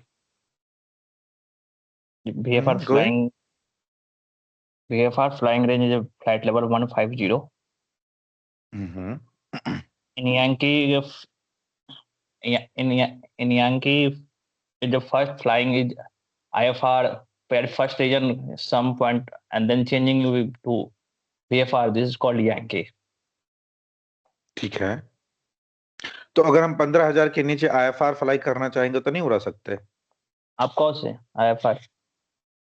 बट VFR में से 15,000 से ऊपर नहीं जा सकते अपने। हाँ, तो IFR में ऐसे आप बोलना है। 15,000 से, हाँ 15,000 से नीचे भी चल सकते हैं, कोई दिक्कत नहीं। हाँ, तो ऐसा ही बोलना है। In VFR we can not fly higher than 15,000। Now क्या है, रात में 12 बजे VFR फ्लाई करनी है, रात में 12 बजे कर सकते नहीं हैं होगा। 15,000 के नीचे? क्यों, क्या रिक्वायरमेंट है वहां पे? लाइट सनसेट वाइट का है मस्त। हाँ हाँ, सनसेट का, सनसेट का VFR नहीं कर सकते सर। सनसेट के बाद VFR नहीं कर सकते। सनसेट से पहले कर सकते हैं, मॉर्निंग 5:30 जब सन नहीं आया हुआ लेकिन दिन हो जाता है, लाइट वाइट आ रहा है इनफ। इस पे एक्चुअल रूल क्या है, टाइम का रूल? एनीबडी कैन सजेस्ट, क्या है टाइम का रूल? किसी को अगर पता हो तो try to recall. Hemant? Watch hour में 15 मिनट बिफोर 15 मिनट आफ्टर है, समथिंग ऐसा कुछ। 15 नहीं, 30, आधा घंटा। Okay okay, I am explaining this topics to everyone. Very good. थोड़ा सा रिदम में, ओके, आई कैन अंडरस्टैंड कि आपका ब्रेक टूटा है तो आंसर करने का रिदम आपका मिस हुआ है। Not a problem, will cover now. Flight rules. Basically, there are two flight rules, IFR and VFR. IFR मतलब Instrument Flight Rule, where aircraft is being operated completely relied on instrument reading. अच्छा, ये definition जो आप यहाँ देख रहे हो ना, ये मेरा लिखा हुआ डेफिनेशन है, मेरा खुद का लैंग्वेज है, ठीक है? एक एक वर्ड मेरा अपना बनाया हुआ है, किसी बुक में आपको ऐसा नहीं मिलेगा। सो मैंने क्या किया, सबसे पहले उसके रिक्वायरमेंट को समझा कि क्या IFR है, क्यों हुआ नेसेसरी, क्या क्या ऑप्शंस हैं। तो मैंने 4 लाइन अपने मन से यहाँ पे ज्ञान दे दिया। अगर आप भी सबसे पहले रिक्वायरमेंट को समझो प्लस उसके कंप्लायंस को समझो कि इस रिक्वायरमेंट को फुलफिल कैसे करेंगे, तो आप भी अपना डेफिनेशन अपने तरीके से बना सकते हो, and that is always appreciated. किसी का मत कॉपी करो, अपने लैंग्वेज में आंसर जब करोगे ना, आप सबसे स्मूथ आंसर करोगे। Now, in case of IFR, aircraft is being operated completely relied on instrument reading. Instruments पे पूरा भरोसा है हमको। इंस्ट्रूमेंट ने कहा 20 फीट मतलब 20 फीट, ठीक है? तो इंस्ट्रूमेंट फ्लाइट रूल में कंप्लीट रिलायंस होती है over the instrument readings, instruments data and instruments indication. Instrument ने जो इंडिकेट कर दिया उसी को हम सब कुछ मान लेंगे। In this case no visibility outside of the aircraft is required. बाहर देखने की जरूरत नहीं है।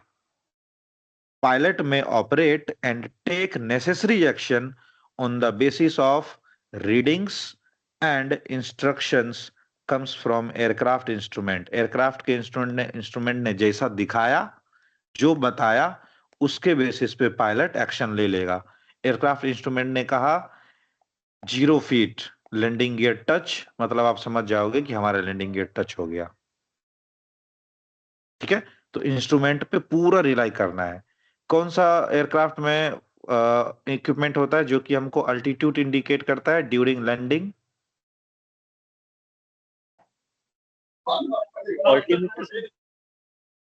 Radio GPWS along with radio altimeter, GPWS, ठीक है? 30, 20, 10 मिनिमम्स। तो अगर उसने हमको कह दिया 20 फीट मतलब 20 फीट, बाहर देखने की जरूरत नहीं है। इन सच एयरक्राफ्ट, ऐसे एयरक्राफ्ट में there are a very large number of instruments and sensors. ऐसे ऐसे एयरक्राफ्ट में बहुत सारे इंस्ट्रूमेंट या सेंसर लगे होते हैं which make aircraft, जो कि एयरक्राफ्ट को बनाते हैं, क्या फ्लाई सेफ फ्लाई करते हुए, कैसे फ्लाई सेफली बाय डिस्टिंग्विशिंग मतलब होता है पता करना, हमेशा पता करते रहेगा कि सब कुछ ओके है कि नहीं, बाय टेस्ट, ठीक है, अंदर अंदर टेस्टिंग चालू रहती है हमेशा, और इंश्योरिंग मतलब होता है वेरीफाई करना, हमेशा चेक करते रहेगा कि सब सही है कि नहीं, ensuring all situations are normal, हमेशा पता करते रहेगा और क्रॉस चेक करते रहेगा कि सब कुछ नॉर्मल है, और प्रोवाइड करेगा इंटेलिजेंस अगर कुछ एबनॉर्मल सिचुएशन हो गया तो, आपका एक इंजन फेल हो गया तुरंत कैश मैसेज आ जाएगा, आप सबने सुना होगा ना cash message, crew alerting system तुरंत इंटेलिजेंस प्रोवाइड करेगा कि भैया तुम्हारा इंजन गयो, ठीक है। अगर सब कुछ नॉर्मल है तो उसको हमेशा डिस्टिंग्विश करते रहेगा, यानी पता लगाते रहेगा कि सब कुछ ठीक है कि नहीं, और एंश्योर करते रहेगा कि सब कुछ ठीक होना चाहिए। जैसे ही एबनॉर्मल सिचुएशन आया तुरंत आपको इंटेलिजेंस देगा, लेफ्ट वाला फ्लैप फेल, ठीक है। तो इसको बोलते हैं इंस्ट्रूमेंट फ्लाइट रूल, जहां पे पायलट पूरा रिलाई मतलब होता है आप विश्वास कर सकते हो ऑन द रीडिंग्स, इंस्ट्रूमेंट ने जो बताया एक्सेप्टेबल, कोई दिक्कत नहीं है। Now another one is VFR, visual flight rule. इस केस में aircraft is being operated by viewing outside of the cockpit, ठीक है, बाहर देख के उड़ाया जाता है। पायलट डिस्टिंग्विशिंग, पायलट हमेशा पता करते रहता है कि एयरक्राफ्ट का सारा कंडीशन नॉर्मल है। यहां पे हमारा काम कौन करता था, इंस्ट्रूमेंट और सेंसर, कि सब कुछ ओके है कि नहीं। VFR के केस में ये काम कौन कर रहा है, पायलट, कि सब कुछ ओके है कि नहीं, ठीक है। इन दिस रूल इंटेलिजेंस में also be obtained through instrument reading. ऐसा नहीं है कि जब हम VFR फ्लाइट कर रहे हैं तो इंस्ट्रूमेंट अपना रीडिंग देना बंद कर देगा, नहीं, या फिर वार्निंग देना बंद कर देगा, नहीं, इंस्ट्रूमेंट से रीडिंग्स या वार्निंग आएंगी, क्योंकि इंस्ट्रूमेंट को रूल से लेना देना नहीं है, वो तो एयरक्राफ्ट को इंडिकेट कर रहा है। बट भले इंस्ट्रूमेंट का इंडिकेशन कुछ भी आए, भले इंस्ट्रूमेंट कुछ भी बताए, पायलट ओवरऑल रिस्पॉन्सिबिलिटी लेगा खुद से देख के। अगर इंस्ट्रूमेंट ने कहा 50 फीट तो उसको विंडशील्ड से सामने दिखना चाहिए कि अच्छा रनवे सामने ही है, तो उसको बोलते हैं VFR। कि भले इंस्ट्रूमेंट बोले 20 फीट पे हो कि नहीं, तुम भी देखो कि सही में 20 फीट पे हो, this is known as VFR। Clear, दोनों समझ में आया सबको?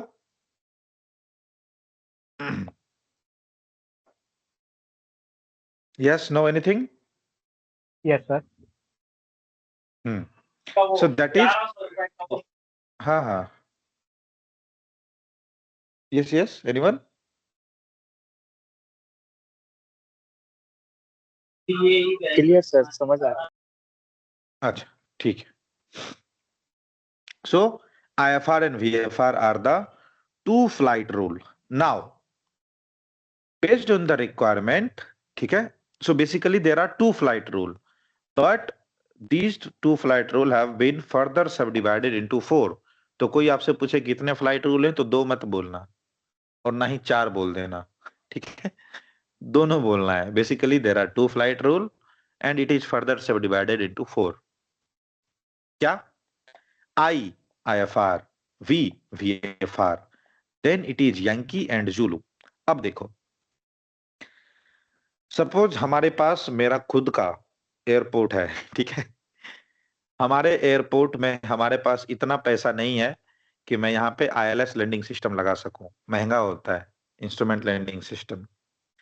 तो हमारे पास इतना पैसा है कि मैंने एक रनवे बना लिया और एक पार्किंग एरिया बना लिया, लेकिन इतना ज्यादा भी पैसा नहीं है कि मैं वहां पे ILS लगा पाऊं, ठीक है। तो मैं एक मिडिल क्लास अमीर हूं।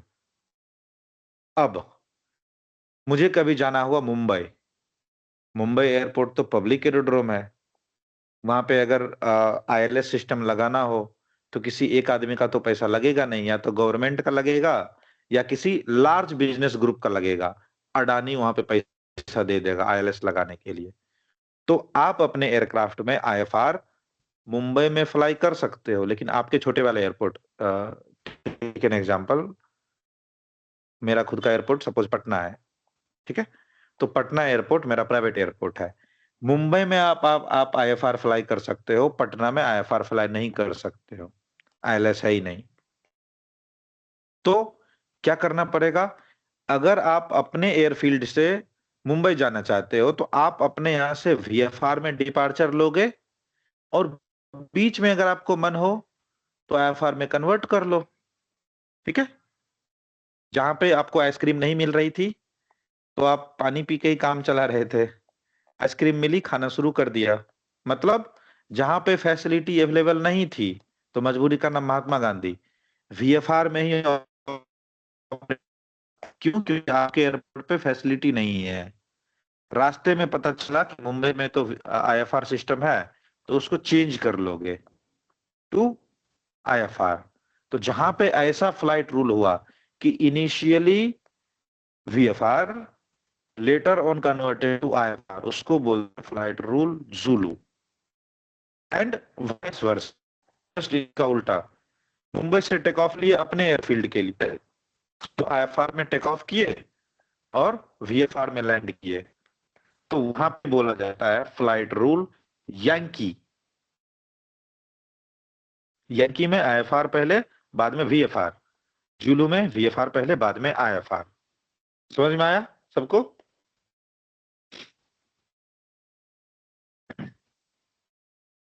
Yes, no, anything clear? Yes sir. Everyone, boring हो रहा है क्या? Go ahead, go ahead.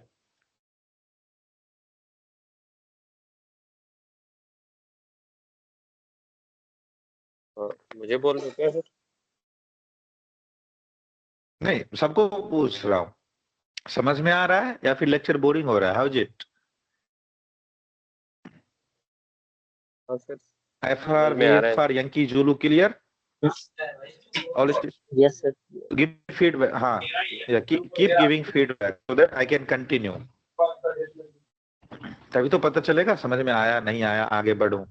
So keep giving feedback, ठीक है। इसलिए तो मैं इसको क्लास को बोलता हूँ इंटरैक्टिव लेक्चर्स, ठीक है। इंटरैक्टिव मतलब हमारा आपका इंटरेक्शन होता रहेगा, नहीं तो रिकॉर्ड करके पब्लिश कर दूंगा, ठीक है। इंटरैक्टिव लेक्चर्स, आप बताते रहिए कि कहाँ आपको प्रॉब्लम हुई, या फिर बताते रहिए कि यस समझ में आ गया, so that I can move ahead. Now there is a rule, अगर आपको अपना एयरक्राफ्ट 15,000 से ऊपर फ्लाई करना है तो आपको मैंडेटरी IFR जाना पड़ेगा। Below 15,000 you can fly in both IFR and VFR. Now another rule is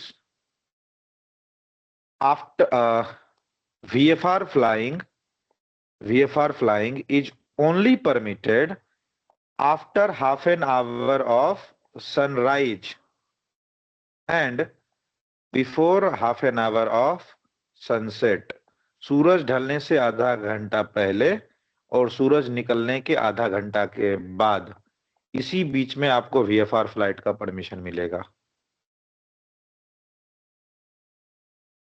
clear everyone? समझ में आया? Yes sir. So this is the rule of VFR flying, तो याद रखना है हाफ एन आवर सर एक आफ्टर सनराइज। हाँ हाँ, गो अहेड। सर जैसे ऐसा ठंडियों के टाइम पे विजिबिलिटी बहुत कम होती है, तो उसके अकॉर्डिंग भी मतलब ऐसा वेरी करता है time? IFR, yes yes, VFR। Definitely visibility, ठीक है। विजिबिलिटी अगर रिड्यूस रहेगा तो आपको इंस्ट्रूमेंट फ्लाइट रूल में भी प्रॉब्लम आएगी। नाउ अभी देखो, VFR IFR तो कोर कॉलेज लेवल का टॉपिक है, तो उसको थोड़ा सा एक्सप्लेन करता हूँ। VFR तो चलो मान लिया कि आपका विजिबिलिटी कंपलसरी है। अब IFR हमेशा ब्लाइंड नहीं होता है, IFR हमेशा ब्लाइंड नहीं होता है, इसमें भी कंडीशंस हैं। क्या? अगर आप लैंडिंग या टेक ऑफ के आसपास हो, ठीक है, तो वहां पे आईएलएस के कैटेगरीज आते हैं, कैटेगरी 1 2 3, 3 में भी ए बी सी, ठीक है। जब आप ऊपर फ्लाई कर रहे हो, ब्लाइंड फ्लाइट करो, कोई दिक्कत नहीं, लैंडिंग के एरिया के आसपास आए, टेक ऑफ के एरिया पे आए, तो वहां पे आईएफआर में आपका इंस्ट्रूमेंट लैंडिंग सिस्टम एक बहुत ज्यादा इंपॉर्टेंट रोल प्ले करता है। इन दिस केस कैटेगरी ए बोलता है कि decision altitude shall be, correct me if I am wrong, मैं थोड़ा थोड़ा भूल रहा हूं तो डाटा में वेरी, तो मैं एक रफ आइडिया भी बता रहा हूं, कोई भी इसको एग्जैक्ट पैरामीटर नहीं मानना। कैटेगरी ए बोलता है, सॉरी कैटेगरी 1 बोलता है decision height shall be 200 feet and visibility shall be 350 metres, यानी आपको 300 मीटर दिखना चाहिए और 200 फीट नीचे दिखना चाहिए, तब आप कैटेगरी फर्स्ट आईएलएस के साथ लैंड कर सकते हो। अगर इतना नहीं दिख रहा है तो आपको डिपार्चर या लैंडिंग का परमिशन नहीं मिलेगा। तो ठंडी के टाइम में हमारा विजिबिलिटी कम हो जाता है, जो कि आईएफआर के ऑपरेशन को भी इफेक्ट करता है। भले आप आईएफआर करोगे, लेकिन आपने इस कंडीशन को मीट नहीं किया तो आपको डिपार्चर या लैंडिंग का परमिशन नहीं मिलेगा। समझ में आया?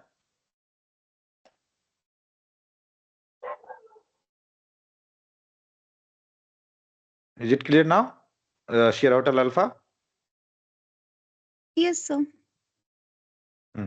So let me just come on to that topic also. बहुत छोटा सा टॉपिक है आईएलएस कैटेगरीज, उसके बाद हम लोग चलेंगे इधर अपने नेक्स्ट टॉपिक पे, ठीक है। सो पार्ट 2 का इंपॉर्टेंट टॉपिक आईएलएस कैटेगरीज, ठीक है, किधर लिखा था मैंने, इंस्ट्रूमेंट लैंडिंग सिस्टम के कैटेगरीज। सब लोग अच्छे से ध्यान देना और रट के जाना, ठीक है, पार्ट 2 में पूछ सकता है, ठीक है। So I am sharing the categories to you. ILS categories, instrument landing system. अच्छा सही बोल दिया था क्या? ठीक है, थोड़ा थोड़ा भूल रहा था exactly.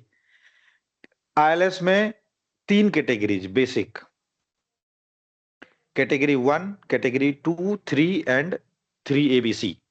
Now ILS categories depend on the airports as well as on the aircraft। जब दोनों मैच करेगा तब कोई एक कैटेगरी सफाइस करेगा, सफाइस मतलब पूरा करेगा। पता चले एयरपोर्ट के पास कैपेबिलिटी है, आपका एयरक्राफ्ट ही अनकैपेबल है, या आपका एयरक्राफ्ट कैपेबल है, एयरपोर्ट ही अनकैपेबल है, तो दोनों एक दूसरे को मीट करना चाहिए। जनरली इंडिया में जितने भी एयरक्राफ्ट आफ्टर 2000 डिलीवर किए गए, 2000 के बाद जितने भी एयरक्राफ्ट इंडिया में आए, अगर उसमें इंस्ट्रूमेंट लैंडिंग सिस्टम, यानी आपका इंस्ट्रूमेंट लैंडिंग सिस्टम में क्या क्या आता है, मार्कर बीकन, लोकलाइजर और ग्लाइड स्लोप, अगर उसमें नेविगेशन सिस्टम डाला गया है तो कैटेगरी 2 ILS इक्विप्ड दिया गया है सारे एयरक्राफ्ट, ठीक है। अगर वो ILS इक्विप्ड है तो कैटेगरी 2 दिया गया है, एयरक्राफ्ट में दे दिया गया है। अब अगर किसी एयरपोर्ट पे कैटेगरी 2 एंड अबव अवेलेबल है, तभी वो एयरक्राफ्ट उस एयरपोर्ट पे कैट 2 के साथ लैंड कर सकता है। आपके एयरक्राफ्ट में कैट 2 है, एयरपोर्ट पे कैट 1 है, क्या करोगे? लैंड ही नहीं कर पाओगे,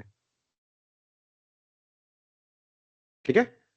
तो या उल्टा मैं बोल रहा हूं, हाँ, अगर आपके एयरक्राफ्ट में कैटेगरी 2 है तो एयरपोर्ट पे भी एटलीस्ट कैटेगरी 2 होना चाहिए, तभी आप वहां पे लैंड कर पाओगे, या 1 मींस दोनों मैच होने चाहिए basically.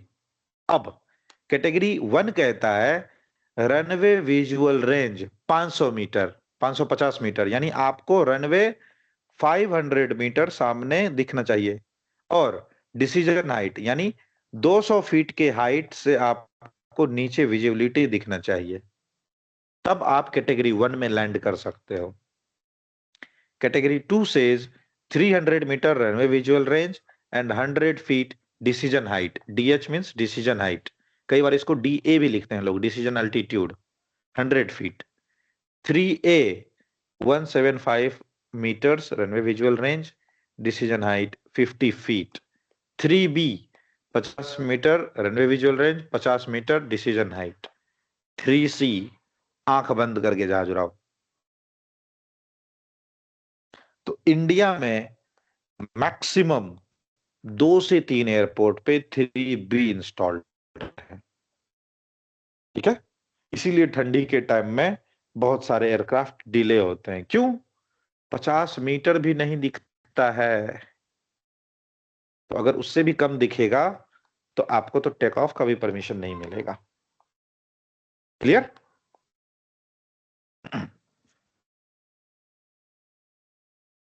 Yes, no, anything? This topic is done and dusted. Shall I go ahead then?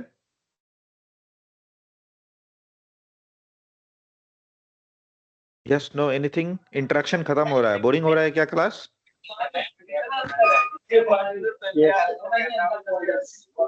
Sir मैंने ठीक है। देखा है जो एयरक्राफ्ट है ना, इसमें कैटेगरी थर्ड सी का स्टिकर लगा होता है कॉकपिट पे। एयरक्राफ्ट कैपेबल है, एयरक्राफ्ट कैपेबल है। मैंने बोला ना, थर्ड सी के लिए मैंने क्या बोला कि एयरपोर्ट्स के पास व्यवस्था नहीं है। एयरक्राफ्ट तो आजकल बहुत कैपेबल हो गया है, क्योंकि यूएस हमसे बहुत आगे है। एयरक्राफ्ट बनता किधर है? यूएसए में। यूएसए हमसे बहुत आगे है, हद से ज्यादा। तो वो लोग तो एक से एक एडवांस टेक्नोलॉजी को यूज कर रहे हैं। हम लोगों के पास एयरपोर्ट अवेलेबल नहीं है ना वैसा। बन के जहाज यूएस से आएगा तो लेटेस्ट ही डालेगा, ठीक है। सर ये 28 डेज या हाँ, 30 डेज।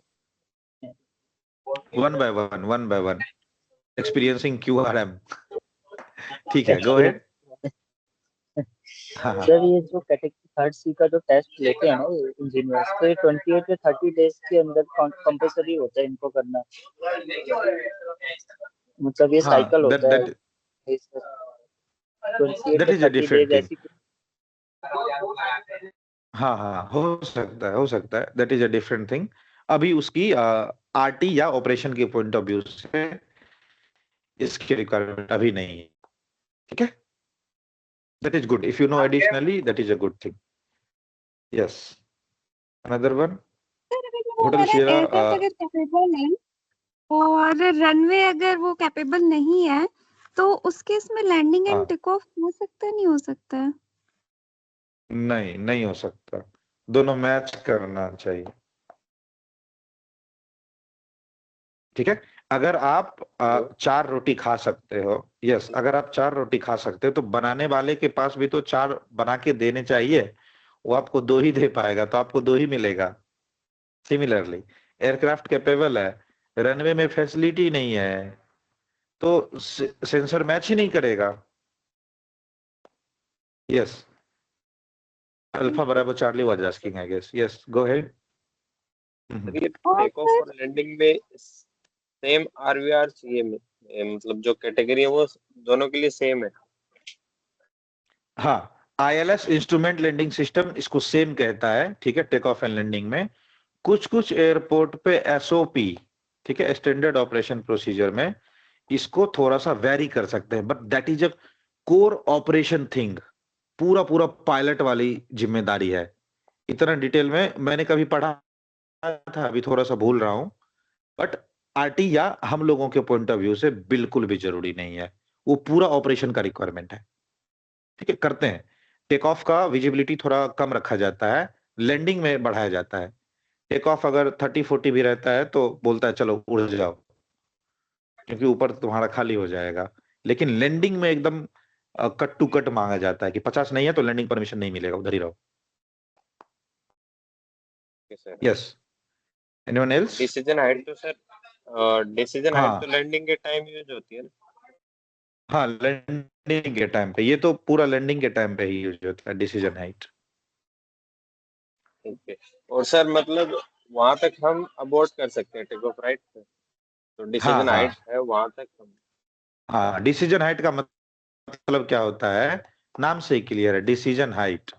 अगर आप लैंड करने आ रहे हो इस हाइट तक, अच्छा, डिसीजन हाइट भी एयरक्राफ्ट के परफॉर्मेंस और रनवे के विजिबिलिटी पे डिपेंड करता है, दोनों पे। अगर आपका एक अल्टीट्यूड, ठीक है, एयरक्राफ्ट पे डिपेंड करता है। अगर आप 200 फीट तक डिसीजन नहीं ले पाए कि लैंड करूं कि नहीं, तो आपका क्रैश लैंडिंग होगा, यानी कुछ ना कुछ अनयूजुअल होगा। तो इसी हाइट पे आप ये डिसाइड कर लो फाइनली कि अब यहां से प्रोसीड करूं या गो अराउंड मार लूं, क्या होगा सेफ। तो उसको बोलते हैं डिसीजन हाइट। ये एयरक्राफ्ट टू एयरक्राफ्ट डिपेंड करता है। कुछ कुछ एयरक्राफ्ट ऐसे होते हैं ना, अगर आप उसको टच डाउन पे ले आओ, तो अगर आप उसको लैंड नहीं कराओगे ना, तो वो एयरक्राफ्ट क्रैश कर जाएगा। उसके अंदर इतनी पावर नहीं है कि वो फिर से जहाज को उठा ले जाए विथ फुल कैपेसिटी। तो उस केस में एनी हाउ उसको लैंड ही करवाना है, भले उसका लैंडिंग गेट टूट जाए, क्योंकि टेक ऑफ कराओगे तुरंत धराम हो जाएगा एयरक्राफ्ट। तो उस डिसीजन हाइट के पहले पहले आप डिसाइड कर लो। एयरक्राफ्ट का परफॉर्मेंस बहुत वेरी करता है। जैसे आप टोगा बटन होता है ना, take off and go around, जैसे आप उसको प्रेस करोगे maximum thrust, engine full power पे, landing gear in, flap full, उसमें बहुत ज्यादा पावर एग्जॉस्ट होता है।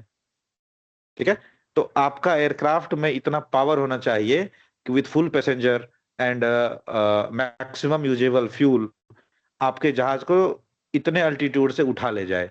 इतना पावर अगर आपके एयरक्राफ्ट में है, तभी आपका डिसीजन हाइट कम होगा, नहीं तो 200 फीट सब में रहता है लगभग। उससे नीचे आ गए तो लैंड करो, नहीं तो आपका एयरक्राफ्ट क्रैश मार देगा। Yes, sierra hotel alpha, you are asking something.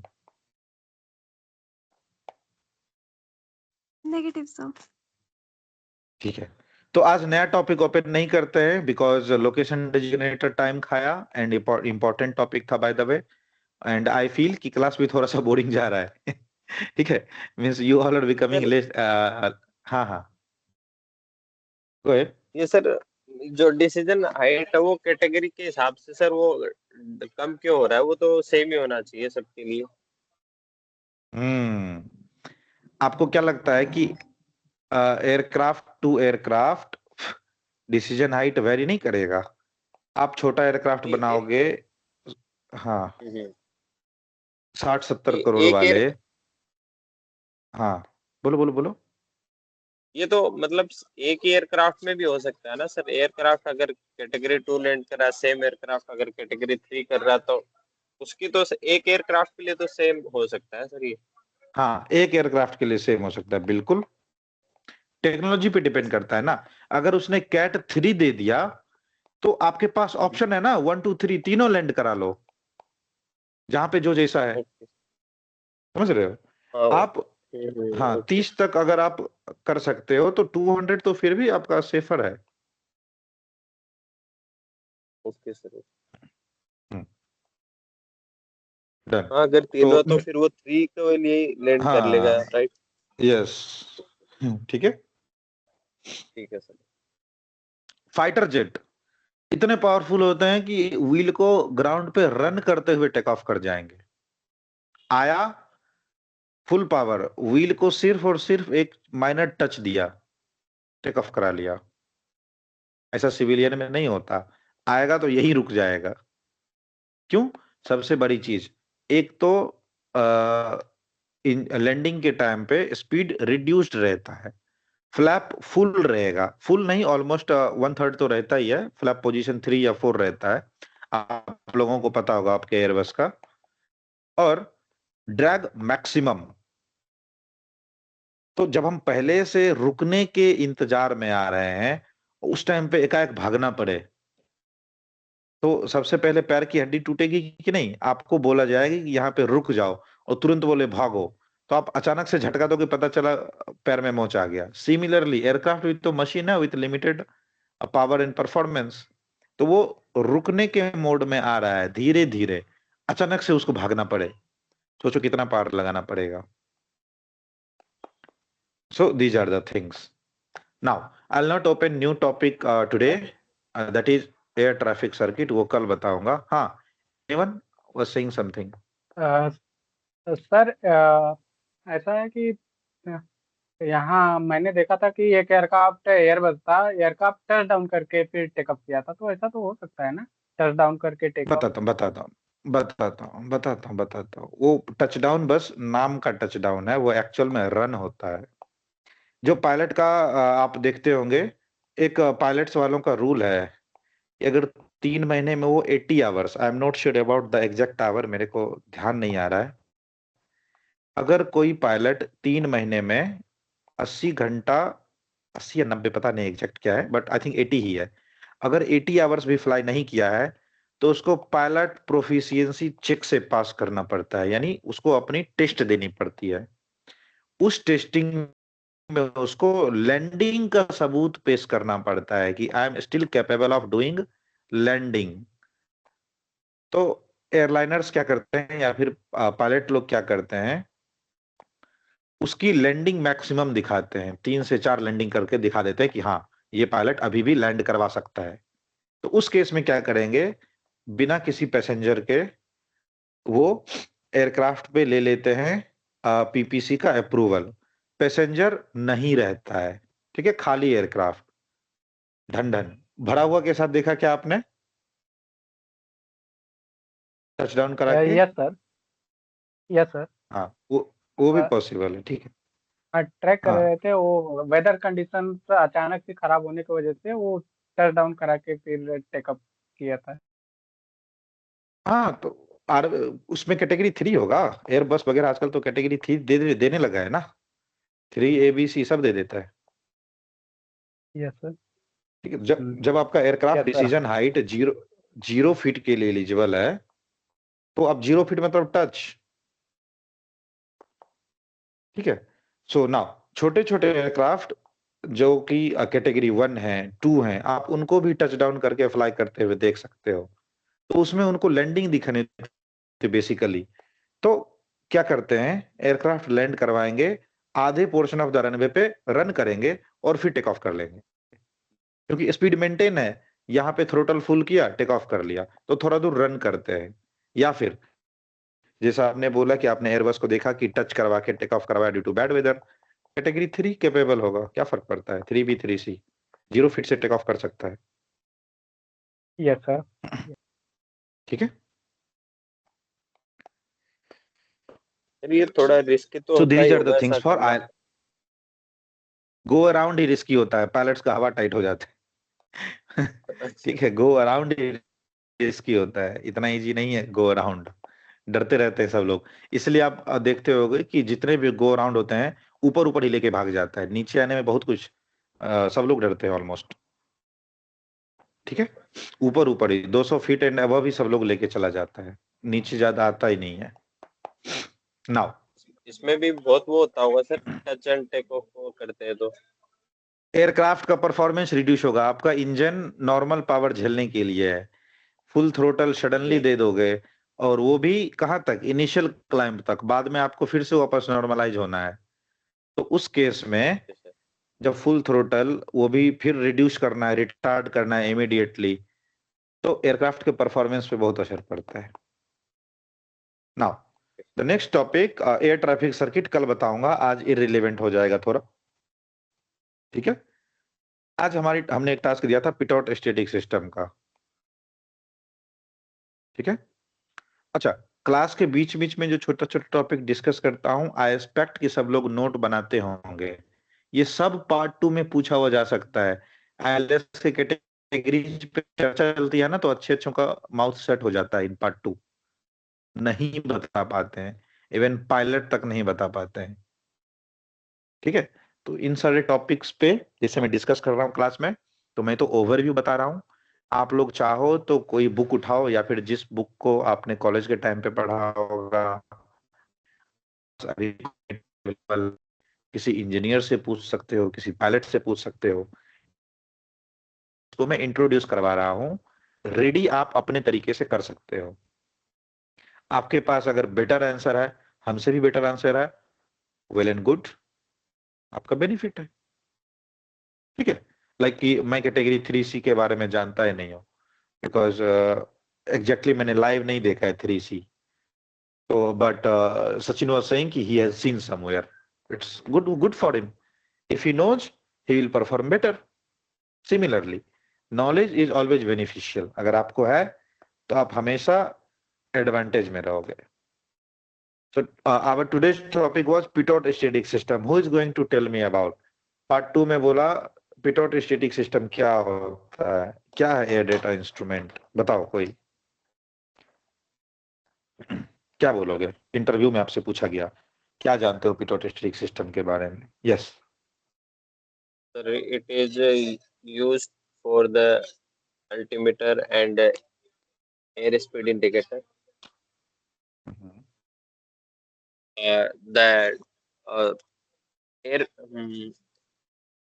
dynamic air pressure is taken into the pitot and static air pressure is taken from the static probe. और सर तो ये सर एयर डेटा मॉडल में जाता है, फिर वहां से हमको रीडिंग मिलती है सर कि कितना हाइट है, और ASI और VSI तो तीनों ये रीडिंग मिलती है। और जो अल्टीमीटर है वो रीडिंग सर हमको स्टैटिक पोर्ट से मिलती है, क्योंकि ऊपर जाके प्रेशर कम हो जाता है और नीचे प्रेशर ज्यादा रहता है, तो ये दोनों प्रेशर कंपेयर करके हमको हाइट का पता चलता है कि हमारी हाइट इतनी होगी। नेवर, तो सरासर गलत हो गया। अल्टीमीटर ऐसा नहीं करता है।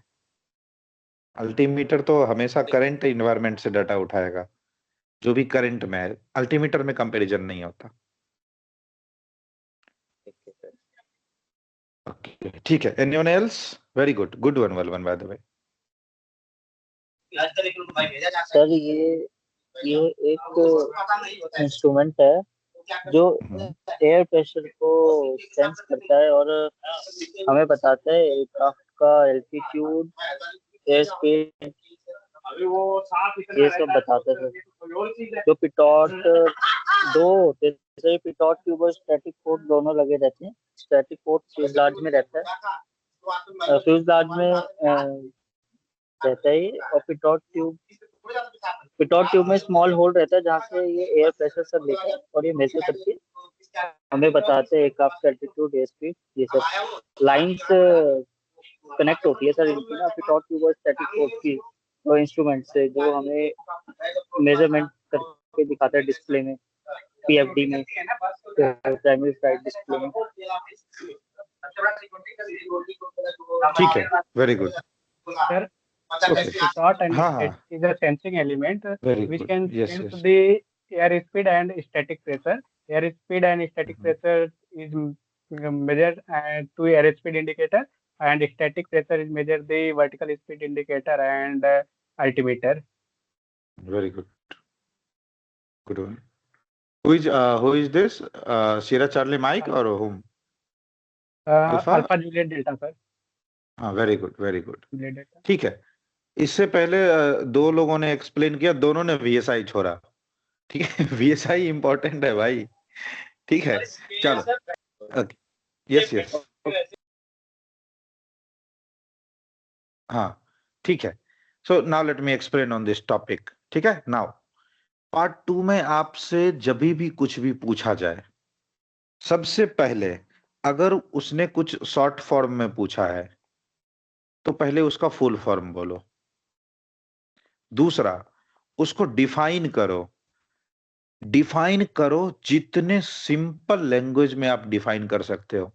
आप देखते हो, जब मैं कभी कोई टॉपिक डिफाइन करता हूं तो पहले मैं अपने तूफानी अंदाज में पूरा इंग्लिश में जो मन सो ऐसा ऐसा सजा धजा के बताता हूं, राइट? बट जब आप मुझसे डाउट पूछते हो तो मैं कितने बेसिक एग्जांपल पे चला जाता हूं, रियल लाइफ के एग्जांपल समझाता हूं ना एकदम।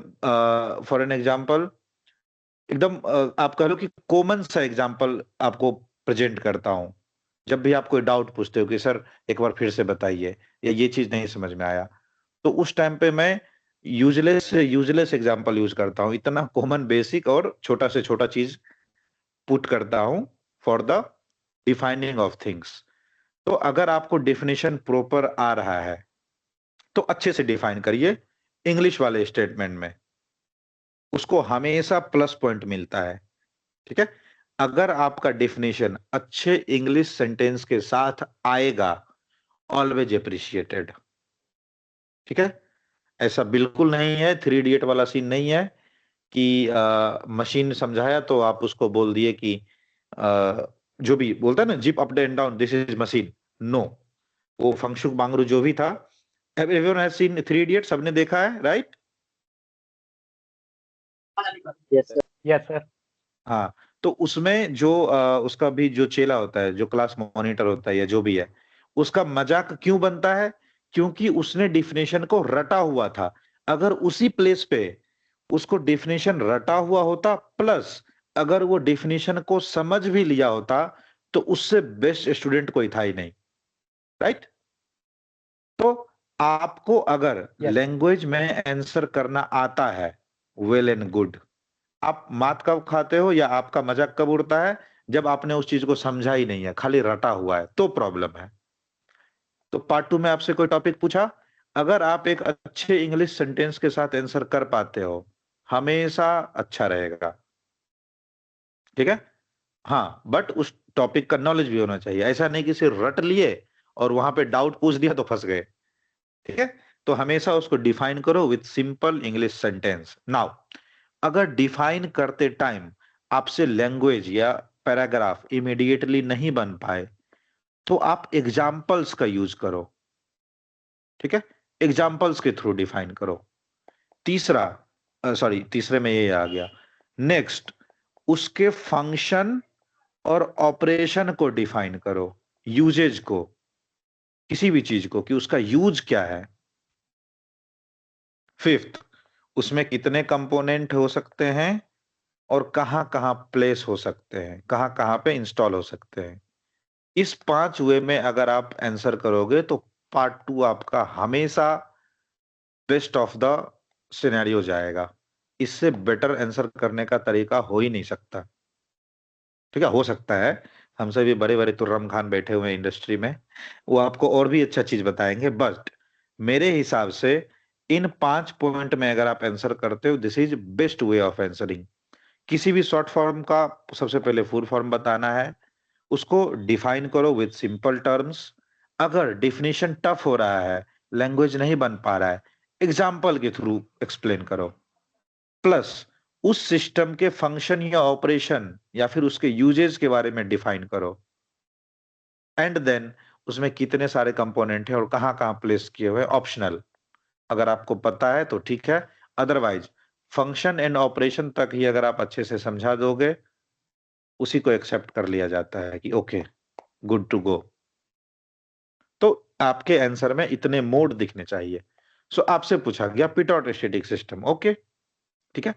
Pitot static system is being used. देखो मैं कैसे फेंकता हूं, ठीक है? कैसे कैसे मींस आंसर कैसे करना है, देखो अच्छे से।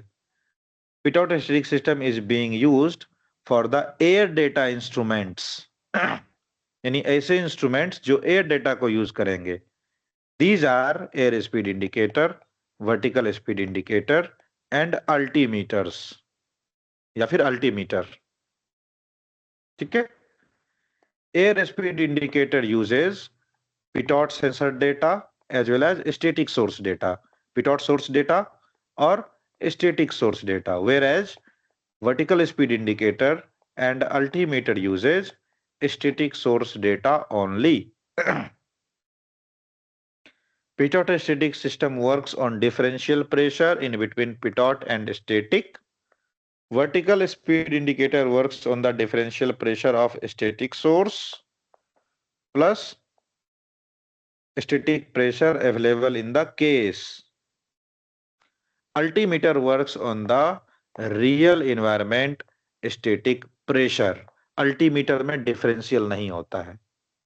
मार्केट में जितना प्रेशर अवेलेबल है उसी को अल्टीट्यूड में दिखाएगा। Altimeters are very simple, barometric principle पे काम करते हैं वो, ठीक है?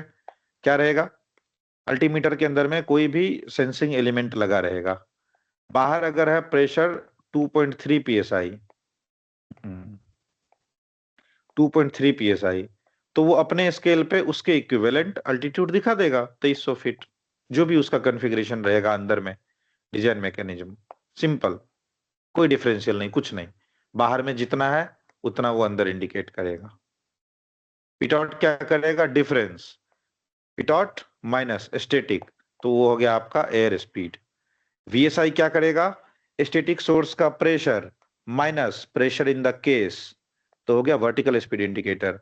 क्यों करता है ऐसा, स्ट्रेट एंड लेवल फ्लाइट कर रहे हो तो ये दोनों जीरो, क्लाइंब किए तो क्लाइंबिंग के टाइम के बाहर का रिड्यूसिंग और अंदर का बैलेंसिंग, अंदर रह गया जीरो, ऊपर हो गया माइनस, तो -2 का आ गया डिफरेंशियल, यानी आपको दिखाएगा कि आप 200 फीट पर मिनट के हिसाब से क्लाइंब कर रहे हो।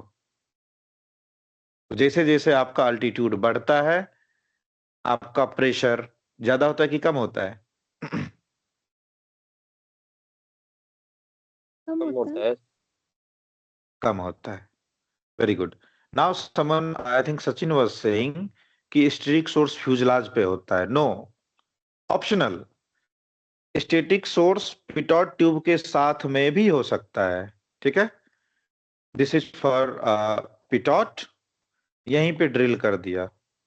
स्टैटिक सेपरेट भी हो सकता है, pitot separate, static source on the fuselage. Static source की रिक्वायरमेंट क्या है कि स्टैटिक सेंसिंग सोर्स के पास टर्बुलेंट एयर नहीं होने चाहिए, बस। एयरक्राफ्ट के किसी भी कोने में ऐसा जगह मिल जाए स्टैटिक सोर्स लगा दो। क्लियर? ये तो हो गया इसके function and description. Uses, air speed indicator present करता है एयरक्राफ्ट का current air speed.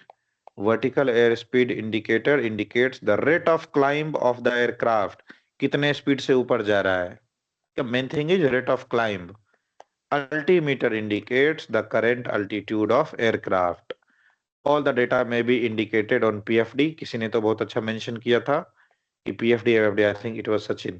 All the data is being indicated on PFD or MFD, ठीक है, in digital or synoptic format. Or if the instrument system is analog, it may use several analog instruments to indicate such data. So this one was all about pitot and static system. Clear? Okay sir.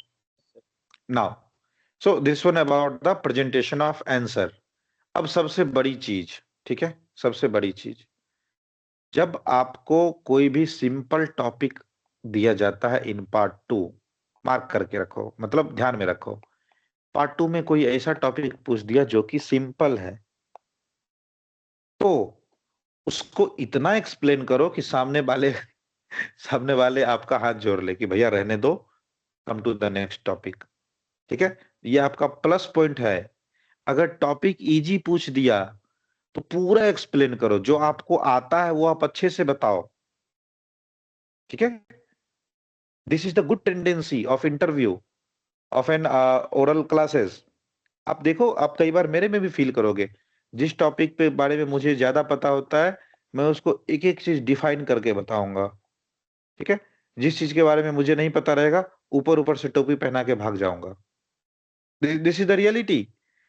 आपने उस time पे पूछा ना कोई तो operations वाला, हाँ, take off and landing का विजिबिलिटी कम ज्यादा रहता है, ऑपरेशन वाला चीज मुझे नहीं पता है। क्यों? मैंने पढ़ा ही नहीं, इसमें शर्माने की कोई बात नहीं है। ना मैंने पढ़ा, ना मेरा कभी यूज है, ना इन फ्यूचर कभी यूज होगा, मुझे नहीं पता है। मैं जैसे तैसे मिला के भाग गया ना उधर से, मैंने बोल दिया ये ऑपरेशंस की रिक्वायरमेंट है। सेम पार्ट 2, अगर टॉपिक रिलेवेंट है, आपको आती है, अच्छे से एक्सप्लेन करो। नहीं आती है, प्लस आपको ये भी पता है कि वो टॉपिक हमारे फील्ड का नहीं है, तो लेट द एग्जामिनर फील कि मैं भगवान नहीं हूं, मुझे ये नहीं आता है। वो अलग बात है, हेमंत के साथ मजाक हो गया था कि आरटी देने आए हो तो क्यों नहीं आता है, राइट। तो ये कभी कभी होता है, that is a different thing. But examiners को बताओ कि ये हमारे काम का चीज ही नहीं है, तो इतना डिटेल में मुझे नहीं पता, ठीक है। So this is the plan to attend the part 2। तो डेली हम लोग ऐसे ही थोड़ा सा पार्ट 1 थोड़ा सा पार्ट 2 मिक्स करके मूव करेंगे, ताकि किसी भी टॉपिक का लोड नहीं आए सडनली। कल के लिए जो हमारा टॉपिक रहेगा, ठीक है, for the part 2 point of view.